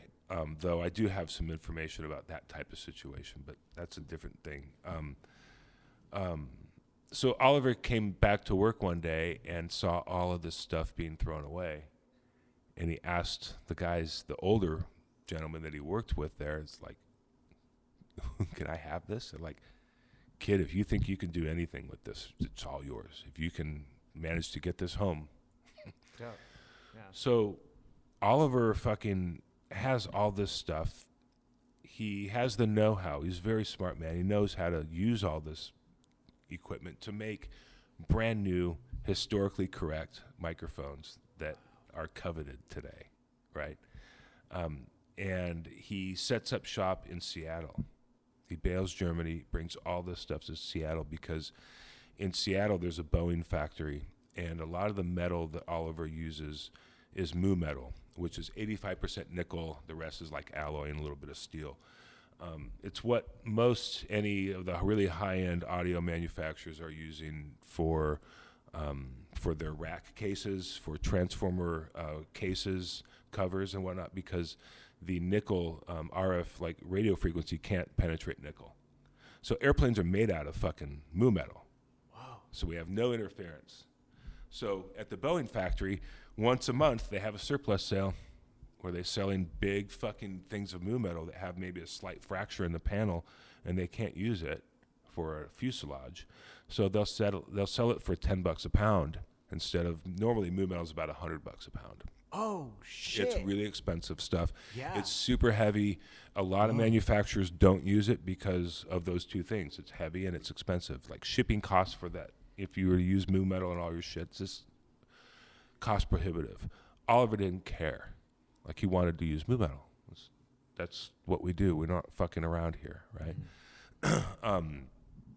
So Oliver actually bailed Seattle not long after. He bought a school in Kansas that was this abandoned school, and he turned each classroom into a different form of production for microphones or mic preamps or transformers. And he supplies transformers to all kinds of microphone companies as their OEM equipment. Wow. And Oliver's my fucking hero. He's not with us anymore. I know I've talked about so many fucking people that aren't with us anymore. Dude, that's so amazing. And all these people are all my heroes. But Oliver and I were very close, and I have the main microphones that I use today are from him. And they're all like serial number X1, serial number X2. Like Oliver gave me all these like Original pieces, essentially. Yeah. We were really good friends. That's how you make them live on. That's amazing. Yeah, I mean those mics that I use for this live at Steel Mill thing. There's one mic I'll set up right here in the middle, and it's just a big black one, and that's Oliver's. I mean, I use it on every session I do. Yeah. You know. But Oliver was also, besides manufacturing audio equipment and microphones to such a high level, he also didn't trust the food supply here in the States. Yeah, makes sense. Right. Yeah. And his father was a butcher, and he taught him how to slaughter and butcher. So Oliver, he started out by buying a couple pigs, and then he started buying cows, steer, Wagyu steer, right? Okay. Sheep, and he built a big garden. So he's got this school, literally. He's got a giant playground and all this fucking. It's like a legendary human. He's just got the best cuts He of is meat, the best totally. microphones, the best Yes, yes. all of the sound equipment's taken care of. Yes. All of the He's got food's his taken food, care he's of. ready. He's my fucking hero. He guaranteed I'm had a telling you. garden. He had a garden. He too, had a I garden too. guarantee- Oh yeah, dude. I should send you guys pictures because there's so many pictures that Oliver would send me, you know, of his gardens or, Unbelievable. you know, and at one point there was weed growing on his property, just wild, and he'd always chuckle and send me pictures of that. He thought it was fucking hilarious. But when Oliver's daughter was born, he decided to get a milk cow. Obviously, right? Yeah, you got to feed the baby. So this cow starts producing just tons of milk. I mean, and you have to keep on it, otherwise they'll stop producing milk, right? So I think it got to the point where Oliver said he was getting between 7 and 10 gallons a day from this cow. God damn. So obviously his daughter couldn't go through it. So he started making cheese, like fresh mozzarella, fucking butter, of course, you know, and cream and yogurt. What? Yeah. This Jeez. Oliver would literally go to the store, which now, mind you, he's in Kansas in a town of literally 97 people. Like when you look at like the census report for Gaylord, Kansas, it's going to tell you that there's 48 women and, you know, 67 men or whatever. And then it's going to say there's like, you know, people between the ages of 18 and 40, there's like 3. Oh. Because everyone fucking leaves. Yeah, bail. Yeah. The cattle count's probably more important than the people. There's way more fucking cattle. There are chickens and shit like that than there are people. So I think Oliver said like the nearest like Walmart or something like that was like an hour and a half away. You know, but he didn't care. He didn't need it. You know, he needed. He had a whole self-sufficient. Dude, he place. literally can make leather. He can literally fucking he slaughter was- one of his cows and have clothes. Like, He you're was fine. making all kinds of sausages and bratwurst, obviously as well. And he would send me roasts all the time, like in the mail. Send me a fucking roast and like bacon. And then he would also turn one classroom into a smokehouse where it's just like sausage fucking hanging from the fucking rafters and shit like that. And he's got a fire in the fucking corner. This school was fucking awesome. Did you ever go and like actually visit? I went there once. Once. Okay. Dope. I think it's very funny that it was a school where probably you go to learn bullshit to go to high school and So forth. get your diploma, which obviously in your story doesn't Total mean bullshit. shit. Oliver probably could have set a up place where you learn how to actually survive and live on your own. could have set up a course for any human Yeah, being and to they like should've live been on teaching their that own. They should have been. That's what they should have been teaching. Yeah, Yes. Yes. awesome. Legendary human. Amazing. Yeah, so Oliver would make these microphones, and you would, if you wanted one, you would pay him, and you'd be on a list. On a list. Yeah, and you would get your microphone, you know, maybe a year later, 2 years later, and you didn't really dare call him and be like, "Hey, dude, is that microphone done yet?" No, fuck off. He'd either, you know, put your name at the bottom of the list or just give you your money back. It's just like, dude, don't fucking bother me. You know I'm going to give you your microphone. You know what you're getting too. Yeah. Like, I'm literally, like, I think he set out to make 150 of these things because that's all he had tubes for. That's the other thing, is that he's making tube circuits. And the tubes that he was using for this particular circuit, he could only acquire so many of them to where he could offer a lifetime back-end service for only 150. Meaning like he could take care of them. Yeah. Okay. Like you could come to, like, he's not with us anymore, but his company's still there, and if one of these tubes goes out, all you have to do is call Dennis. Hey, Dennis, and douche, I'll get another tube. I can't go on eBay and find one of these tubes. So Oliver bought them all up. It's very niche. Yeah. Yeah. It's Almost at the same total, time, but- right? Got you, G. Wow. So people would wait for these microphones, and then, when he was done with them, he'd give them to you. And people like Paul McCartney have a pair, Lenny Kravitz has a pair, and a handful of other big time producers and engineers. Just small name people, like. It's fucking crazy. It's just fucking crazy. I'm trying to picture how these microphones looked. Is there anything you can like relate to that? Like, I'm imagining like the ones that have like the. It's super long. It's about this long. I'm It's about I'm that big imagining around. like the old school Elvis ones for some reason, but. Yeah, that's like a Shure, that big chrome thing. Looks like an engine block I don't almost. know why I was thinking Right. of that. Those are that's like a Shure live microphone. Those were never used in the studio, really. If you see any old pictures of like Frank Sinatra, there's a famous picture of Frank Sinatra, a Capitol Records thing of him singing into this giant fucking microphone that's hanging in front of him. Okay. That's what Oliver made for me. He made 2 brand new versions of those things. Damn. So you have 2? I have 2. Damn. Yeah. The serial number 1. Like you And said. 2. And yeah. X2. X1 and X2. Oh, yeah. Not even serial number wow. 1 and 2. It's X1 and X2. What does that mean? Sorry. Those are Like XLR? Like no. probably Those are pre-serial what are numbers? made as examples. Right. So the other, as you're in manufacturing, you'll refer back to the examples. Yeah, you got the sample. It's Yeah. like in skateboarding when you get the sample Correct. size, like Yes. like these shoes are never gonna come out, but you can skate in them. Right. Yeah. Okay. Right. Fuck. Exactly. Yes. I feel like Mike's episode of a podcast could literally be like a week running of 4 hours because you're or just your. We haven't touched on We it. haven't even touched so many other Because things. I feel like we're not here to have you talk about it's Nobody's not a talked about the ministry Matrix yet. podcast, and it's not about Right. anything. But I think at the end of the day, Kano has this podcast to talk about people that are doing things for themselves and motivated to have like this passion. And Right. Dude, if anybody has ever been on this podcast, I feel like you are the most pinnacle person that is such a perfectionist. You don't put out any bullshit. You have so much knowledge and everything. Thank you. I'm not even trying to wrap it up. I'm not like no, not wrapping it up But at No, all. I it's mean- like, dude, like I don't even know how to fast forward through half of the stories that we've talked about. I what know. I know. No, I know. I don't want to fast forward shit. But, I think we're like, doing great. I think at the end of the day, we haven't even touched on like how we met Mike or why you're like even here today. Well, let's get. Well, I was actually because I didn't want to stop you, but one thing I wanted to touch on was that you do the live at the Mills here.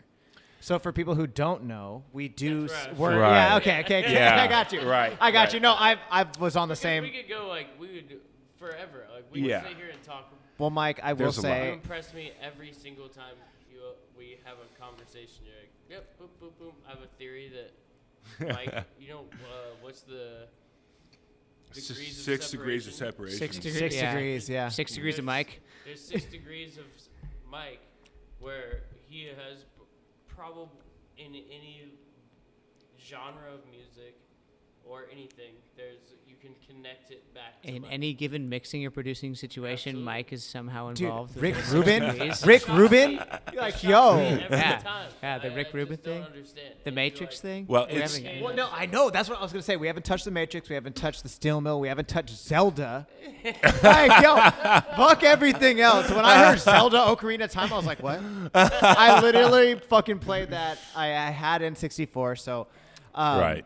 let's get. I'm just trying to broaden this. Well, I hey, know, dude, but it's so good. we can certainly do episode 1, 2, and 3, and 4. Oh, dude, we you are know. gonna, Mike. I I always have no tell, problem doing that. This is fun. dude. I tell everybody whoever comes on the show, this is not the last time you're gonna Right. come on the show. Once you're on, yo, it's always an opening, revolving door, and things we spoke about before the podcast. Once those things happen, That's right. definitely coming Yep. back on. Yep. Yeah, exactly. Yeah. So back to why I'm here. Yes. I should probably get to that. Still, I'm gonna use the bathroom real quick. Here you Go on. No, Go ahead. Keep continuing. I guess, well, it was your fucking first day open. You were here first day. I was here first day. No shit. Yeah. And I got a fucking coffee. It wasn't a cortado at the time. You didn't have cortados back then. No, we had him for No, you for didn't. day one. No, you did not. Guarantee They it. probably weren't advertised. It They were was there. it was a macchiato. Okay. Oh yeah, that's what it. You guys moved to a cortado maybe 3 weeks in or something, but I remember getting that coffee, and I love coffee, and I've been around the planet drinking coffee, whether it's South Africa or in Italy or some fucking high-end joint in Beverly Hills or whatever, right? And the fucking coffee was fantastic. Fucking music playing in the fucking speakers is fucking 70s guitar rock. Fucking record bin. Motorcycles. Fucking skateboarding. Fuck me. Like, this is everything. And then the next day came on. The fucking coffee was fucking amazing again. Third day came on. Coffee was amazing. And I think it was maybe somewhere around that point I was like, what the fuck are you guys doing? Like, why is it so fucking good every fucking time? And it was either Shay or Chris that I asked. I don't remember. And you guys explained to me the whole using a scale, weighing the grounds. You guys have a system here. Consistency. And that whole formula of something, right? And seeing you guys do that at such a high level is what attracted me, because I can't be around mediocrity. We've talked about it. I just fucking hate it. We've established that. Yeah, we've established that shit. So At the very least, we have established. So coming into you guys kicking so much ass with the coffee, where else am I going to go? You know? Yeah. And then that just evolved into like becoming friends with everybody. Right. And this is like, I remember there was one day I was just like looking at you guys like, who raised you guys? Like, what the fuck, man? Like, you guys are everything. Like, fuck. So it's been, I spent the past 27 years in Chicago, and I was here for I had been back here for maybe 3 or 4 months doing nothing, taking a break. And then this place opened up, and I found a fucking circle of people here that I didn't know if I was going to find. I didn't think I was coming from being in Chicago for so long, coming back here is like, fuck. Fucking, this is going to be fucking hard, finding fucking a group of fucking friends that, that I get on with, that are into the same shit. And this has been fantastic for me. This whole group of people that surround this coffee shop, and everybody that comes here is equally passionate about what they do, whether it's skateboard photography or music, coffee roasting, whatever, artwork. I mean, people are painters and shit, Yep. Fucking BB's just so Dude, I was gonna say fuck, BB, man. yeah. So being around all these other people, I mean, I've found a home. That's why I'm here every day. It's the fucking coffee's amazing, but it's also the people. And just coming in here and saying hi to everybody, if nobody else is here, it's like a thing in my day that, Part of the routine. it's part of the routine. Jesus Christ, dude, I'm gonna cry. Dude, no, it's fucking that No, shit right there, it's- Mike, that's is real. why I do That's it. real. Though. No, That's why I do it. I would say Yeah. that I like the way I think about my friends that I've had forever, like Giles per se. We've been friends since I don't know when I remember, Kano. Like I don't remember your best friends. You don't remember the beginning of it because Right. you were just there, and Right. it just was natural. Yeah, it was just happening. And that's what I was like thinking this whole time. I was like, I wanted to bring up like the first time Mike came in, or whatever, Right. to our coffee shop. Yep. But I don't remember and I don't remember our first conversations because it's just a natural thing. Yeah, we dude. were just like friends off the. For off the sure, bat. dude. I And mean, that's a fucking weird thing that you're fucking 50. I know, was dude. 20 I know, I was dude. 27, but for some reason we're laughing with each other. For sure, dude. That Yeah. shouldn't happen. Yeah. No, I it know. should happen because Yeah. it's homie. It But definitely I'm It's glad not it normal, happened. though. To where Is it we're not? like, dude, like, It's fuck, not we're normal. friends, Oh. Like, Yeah.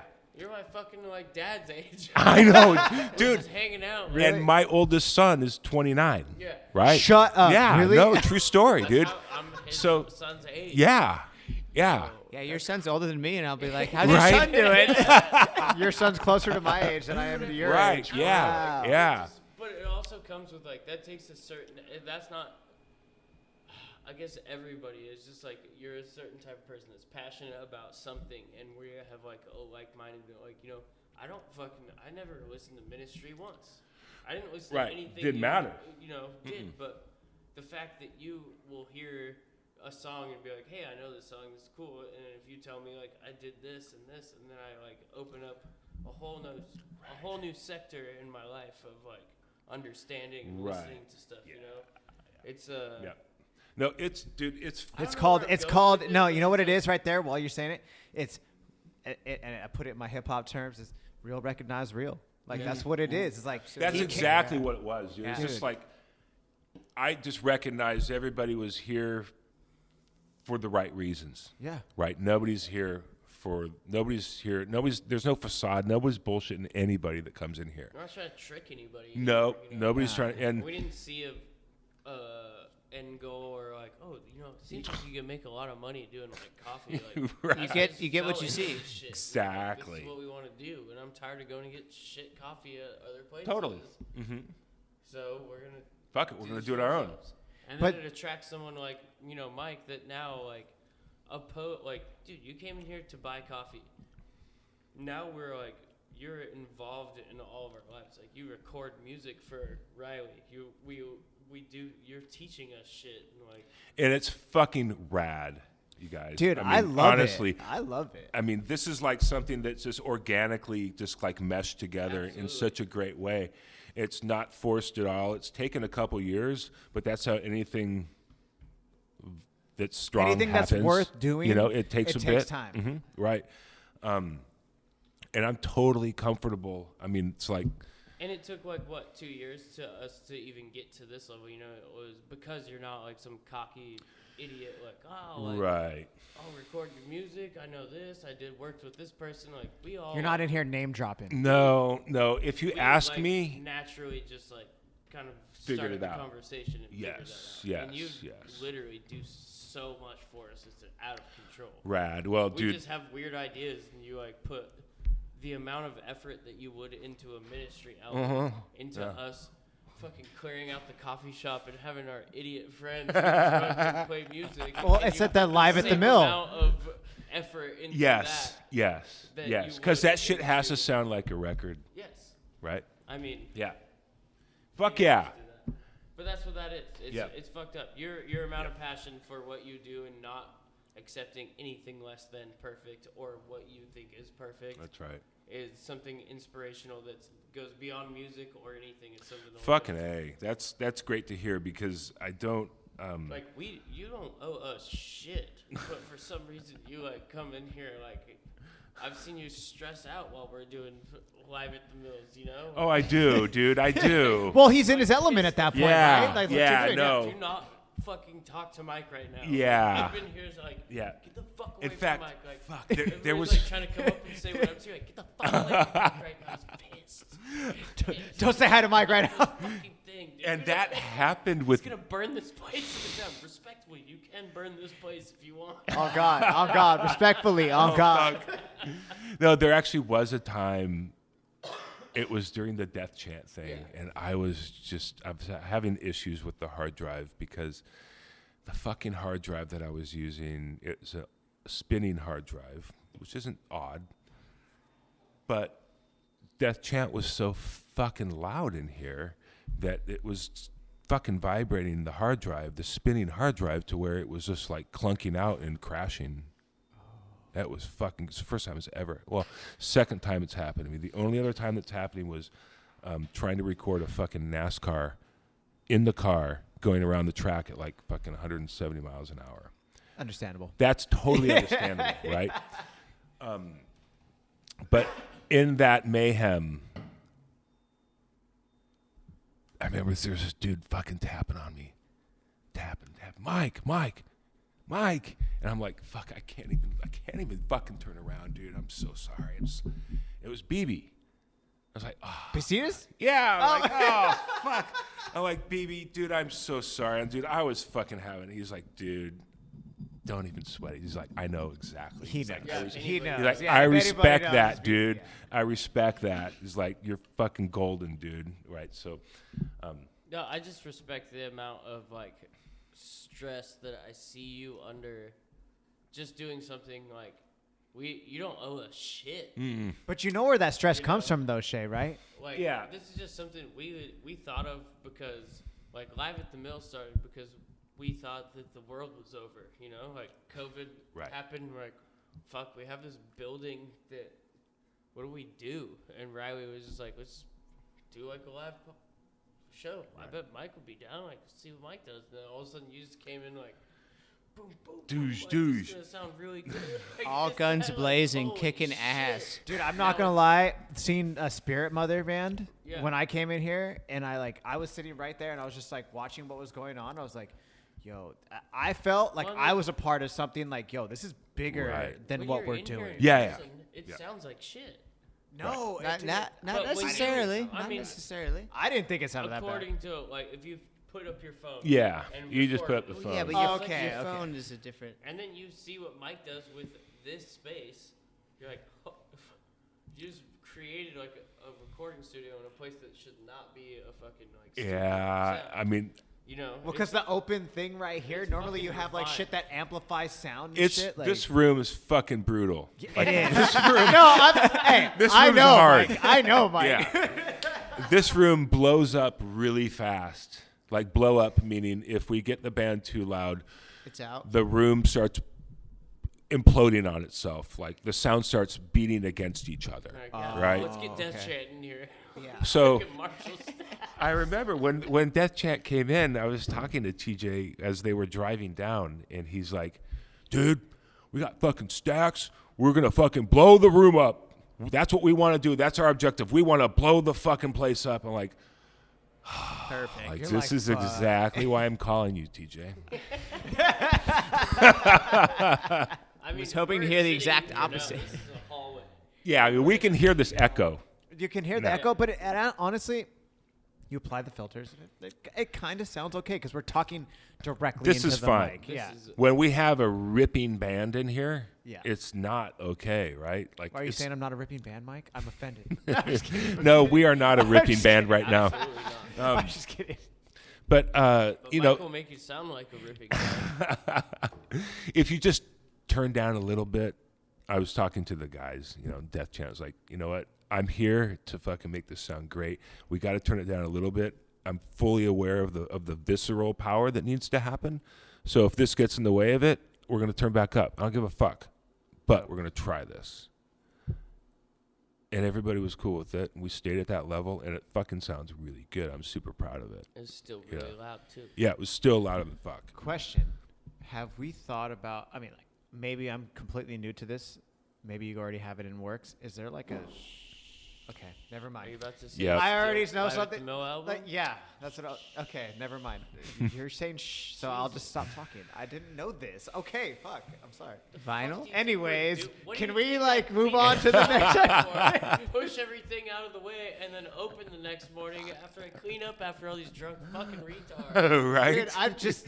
Yeah, we're didn't going to know. make something. It better go somewhere. Shay does I'm a lot sorry. of work for this, bro. I didn't. I've never I been a don't- part of it. I don't know. So you're the don't know about platoon. that. What the fuck? What the fuck? I really don't do shit compared to like Mike and Dominic's work. But Oh my god. Dominic has been so fantastic for me because I need somebody to help me, man. I think he just, I mean, it's just, And Dom's, he's fucking great. You're- He's the man, and I think that he's like speaking of symbiosis, That's like a real good. That happened Like, super. Yeah, I was gonna say symbiotic. symbiosis? Is that a word? Wait, is I don't know, Dominic it the dude I sounded met cool. today? That's a He was in syndrome. here today. Yeah, I met him Yeah. when I walked in. Okay, dope. Symbiotic Okay, cool. relationship. Cool, cool, cool. It's we go. been very organic and easy with Dom. I've latched onto that guy. Like he's just a super nice human being. And so yeah, having him being so willing to come in and help me, and I'm borrowing things from him. We're borrowing cables, borrowing mic stands, we're borrowing microphones from him. And I think he's even borrowing it from his drummer Andrew. I mean, it's like so many people are helping us out with this Live at the Steel Mill thing. Takes a village. And it sounds fucking great. I'll be the first one to say that I'm fucking super proud of it. And I turned my buddies onto it back in Chicago. I'm like, dude, check this out. This is fucking live, dude, in the coffee shop. Like, you wouldn't some think. reason, I don't know why. But no, but Right. see, no, that's the thing The odds though, are Mike. against us, but we did it. That's Right. the thing though, guys. Like that's what I'm saying. Is like, dude, now that the world's opening back up, like, yo, we're on the cusp. We're a couple weeks away from being fully back open. We're fully open in the shop right now. Yo, shit's about to pop off. Well, I think that For sure. Like what we were talking about earlier is like, you know, for the Casbah to keep doing like live streams and everything is kind of pointless because they can have people in there. I think it's almost a plus for what we're doing because now we can get bands. Now that bands are touring, you know, you can do like, you know, like Yeah, on your NPR day Tiny off. Desk concerts and K- stuff. Super KEXP private style event. thing. People that are Super coming in, private if event. you are playing at the Poorhouse on Friday and your That's right. band is coming in on Thursday night, play Live Yep. on mill. you know, Yep. live at the mill, Yep. promote your show, and you know. What's our capacity here? Like if we have I a feel capacity? like if we ever do live at the mill, there should be no capacity. Nobody. That's can kind come. of the cool thing I was thinking Right. is like Get the fuck out of There's here. a few just friends the tech maybe. stuff and like kind of like KEXP is like my inspiration. No, that's Yeah, what I mean. exactly. It's As far like as that's what I anything mean. I It's like do. a super private event. Maybe like 10, 15 tickets sold. Like, Nah, no, nobody. not even. There's not even that Nobody. room here Yeah, because whoever, like whatever. Whoever's involved and then everybody else can watch it across the street at Booze Yeah, Bros. Death Chance Right. groupies. I guess you're allowed to come in. I guess.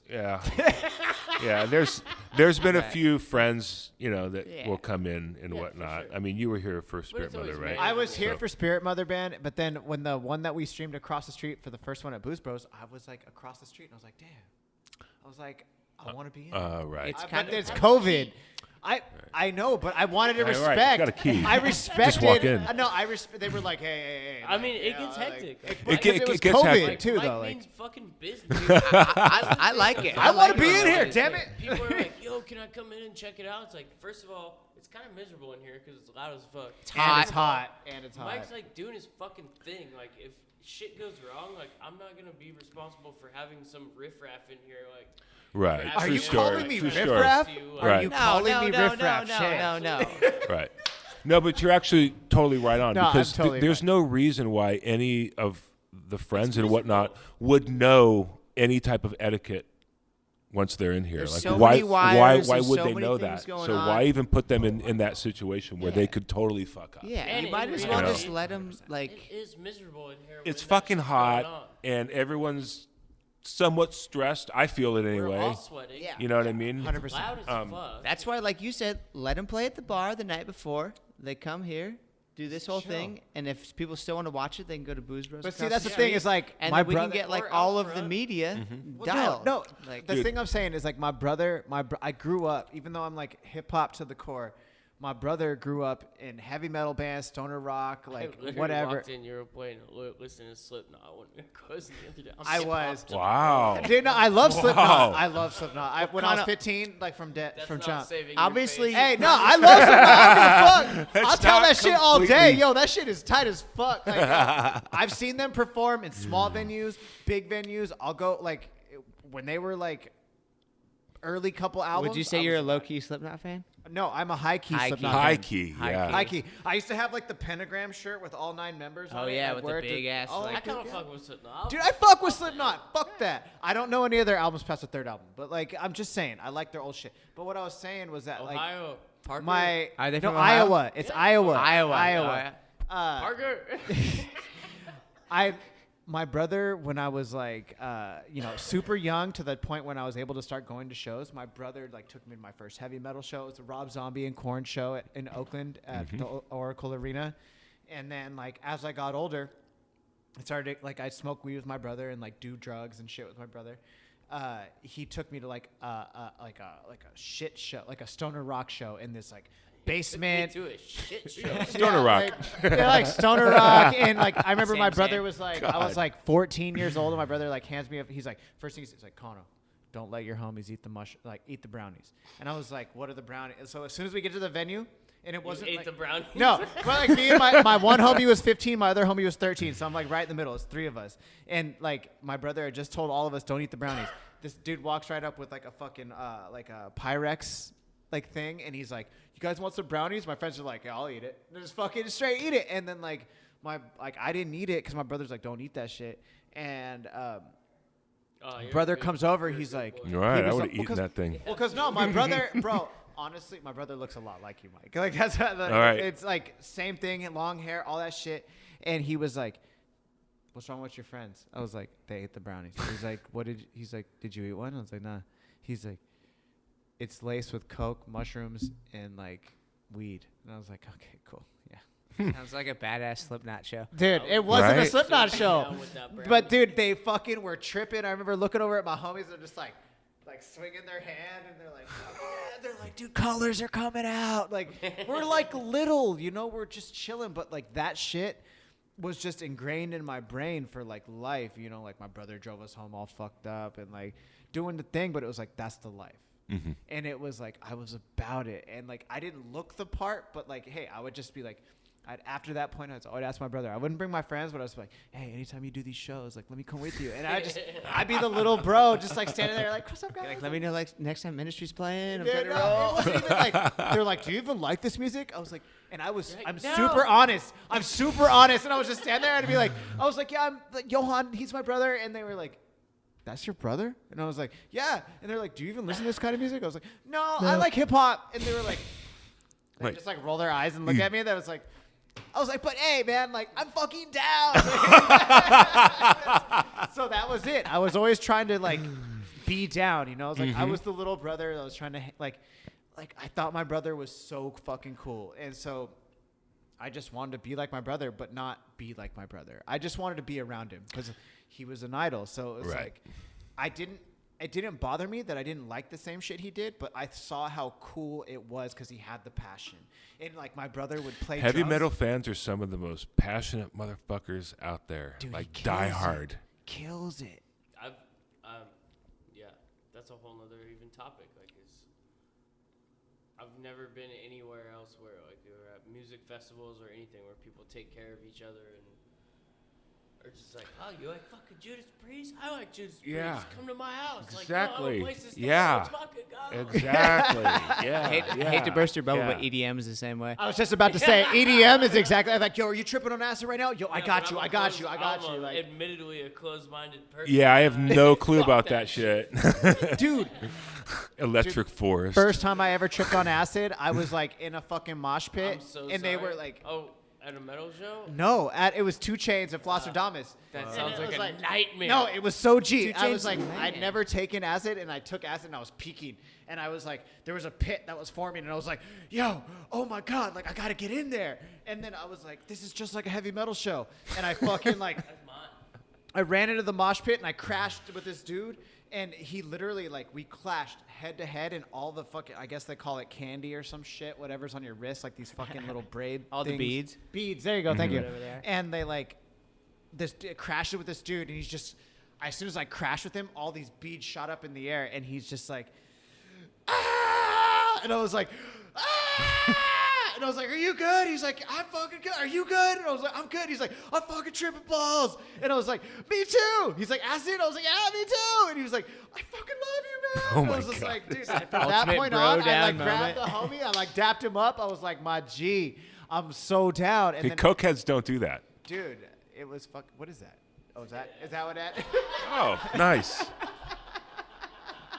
Let's see. Jesus Christ. That's good stuff, Mike. You can have that if you want. Is that on plastic? No, that's. Like a little gel tab. Oh, yeah. Oh, just- fucking. Keep one on me. Dude, yeah. That's so awesome. For everybody who can't see, it's just some paraphernalia. But dude, I don't know. Like at an EDM concert, I've definitely found that same type of man, that camaraderie, vibe. if you will.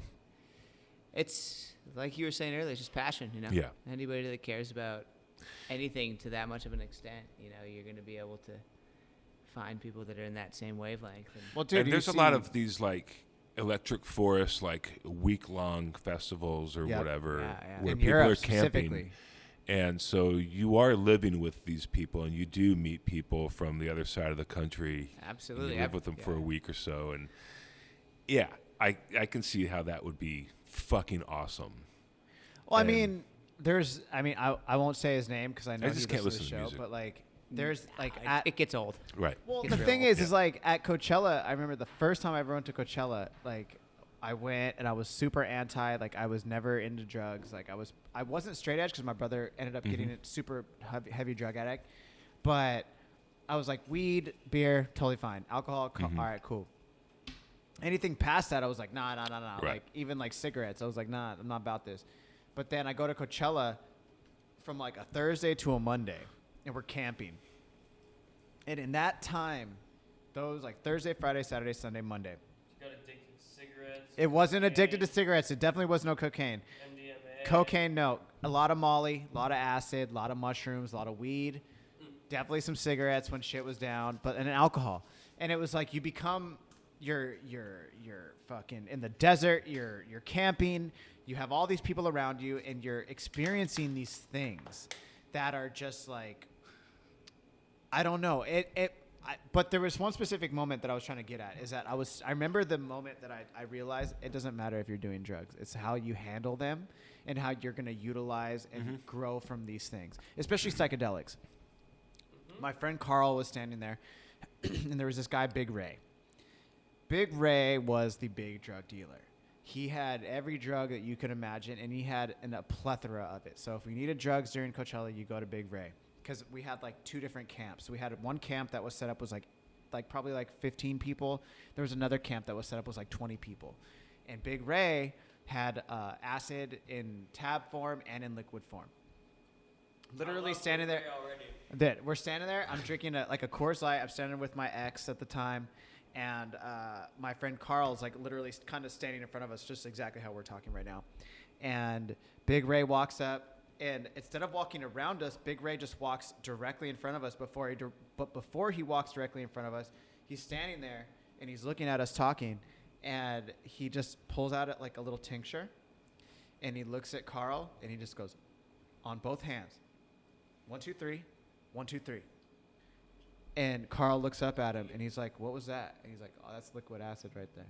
He's like, 6 hits? He's like, yeah. Hope you're not doing anything for a week. Dude, he just goes like this. He just goes. Hopefully it was Friday at Coachella. He's like, it was Friday. Right. It was Friday Yeah, at Coachella. if Friday He at looks Coachella, me. you're good. Dude, he looks at me. He's like, fuck. Oh, fuck. And he licks his hand and he licks his right hand. He's like, I'll see you guys in a couple hours. That's my fucking Oh, guy. my Dude, God. A couple days more like it. Yeah, dude. I took my first acid tab like minutes after this. And I was like, fuck it. And so we go and then we literally like split up. And like I don't know, 6-7 hours go by, and then that's when the Flosserdamus, like this DJ, fucking whatever guy happens, and I'm peaking super hard, and literally I'm standing there, and there's 90,000 people at this event. I'm standing there, and all of a sudden the fucking crowd splits, and I literally see my homie Carl just like walking through the crowd, and I was like, "Yo, Carl! Carl. Yo, what's up, dude? It's me, dude." He was like, "Dude, this day has been crazy." I was like, are you tripping right now? He's like, I've been tripping fucking balls all day since he did that. He's like, are you tripping right now? I was like, yo, I just took my acid tab. I'm like, I'm fucking tripping. And then like, Fuck, I tried. that's it. Then it like, and then that's when the pit started, and that's when the remainder of that story had happened. But I remember just thinking like, this is so fucking sick. I'm a firm belief everything works out when you take acid. No matter Absolutely. what. I agree. It really does. So, I agree. I fully On believe that note, Everything. Are we gonna go there? we're going to go there. Oh, what are you gonna go? Nice. I'm gonna get us some drinks and let Mike tell the story. Hey, It's my favorite. What year was that Coachella? That was the year. Ah, fuck, dude. This is. And then I need to go smoke a cigarette. Yeah, I need to honestly. smoke a cigarette, like- honestly, too. No, that's fine. Do we want to pause? We can pause. We're at. Oh, dude, we've already almost done 2 hours. What do you say? hold on. Part Okay, we're two. gonna do. I mean, We're gonna we do. didn't even get into the Matrix or Zelda. We're gonna That's what I'm do. We're gonna do like 3 more of these things. Okay, how Okay. about we'll pause right now. This will be the end of the first episode, Mm-hmm. and then we'll come back. We'll do a little bit more, and then You've we'll never stop even it there. had 3-part. No. Or a 2-part. No, I've never See? had a two-parter. Mike is. We're gonna Mike's probably as do 3 or interesting as- 4. Okay, let's do. Okay, we'll There's stop just right a now. lot. Okay, so guys, this is gonna be the end of the first part, and then we're gonna come back, and then we'll fucking do a second part. But just Mike so for deserves at least like a 4-episode hit. so for the first end of the first episode, Mike, I'll just say thank you so much. Thank you guys. I really This is a appreciate lot you of coming fun. through. I'm sorry to everybody who knows me who doesn't know I do acid. I'm sorry. Don't ever There's be gonna be- sorry for that. Yeah. Right. But and that's how we end the If first you're one. offended by Kano taking acid, Like 6 years Like- ago. unsubscribe. Yeah. Unsubscribe right now. Evaluate your Unsubscribe, you're caffeine not and allowed, green fuck views. off, and take a hit of acid. And you definitely won't like part 2 of this show. Part 2 is gonna right. be a motherfucker for you to handle. Fuck yeah. Okay. All right, guys. Then tune in next week for part 2. Peace. Thank you. Yes, thank you so much, Mike. As you can tell, that was a great podcast because we were just cracking up and just listening the whole time. I mean, I'm looking forward to part 2. I hope you guys are too. And I just want to give a huge shout out and thank you to Sam Giles and my boy Shay. You know, it's not a great podcast without them. So thank you all so much. And I just want to say thank you to everybody around the world who continues to support Caffeine and Green, streaming it everywhere, Spotify, YouTube, Apple Podcasts, whatever. And also all you homies out there who keep buying the coffee at caffeineandgreenroasting.com. I appreciate every single one of you guys. Thank you so, so much. Guys, I just want to say thank you again. I know I say it too much, but just take care of each other. Tell the people that you love them. And I look forward to seeing all of you next week. Peace.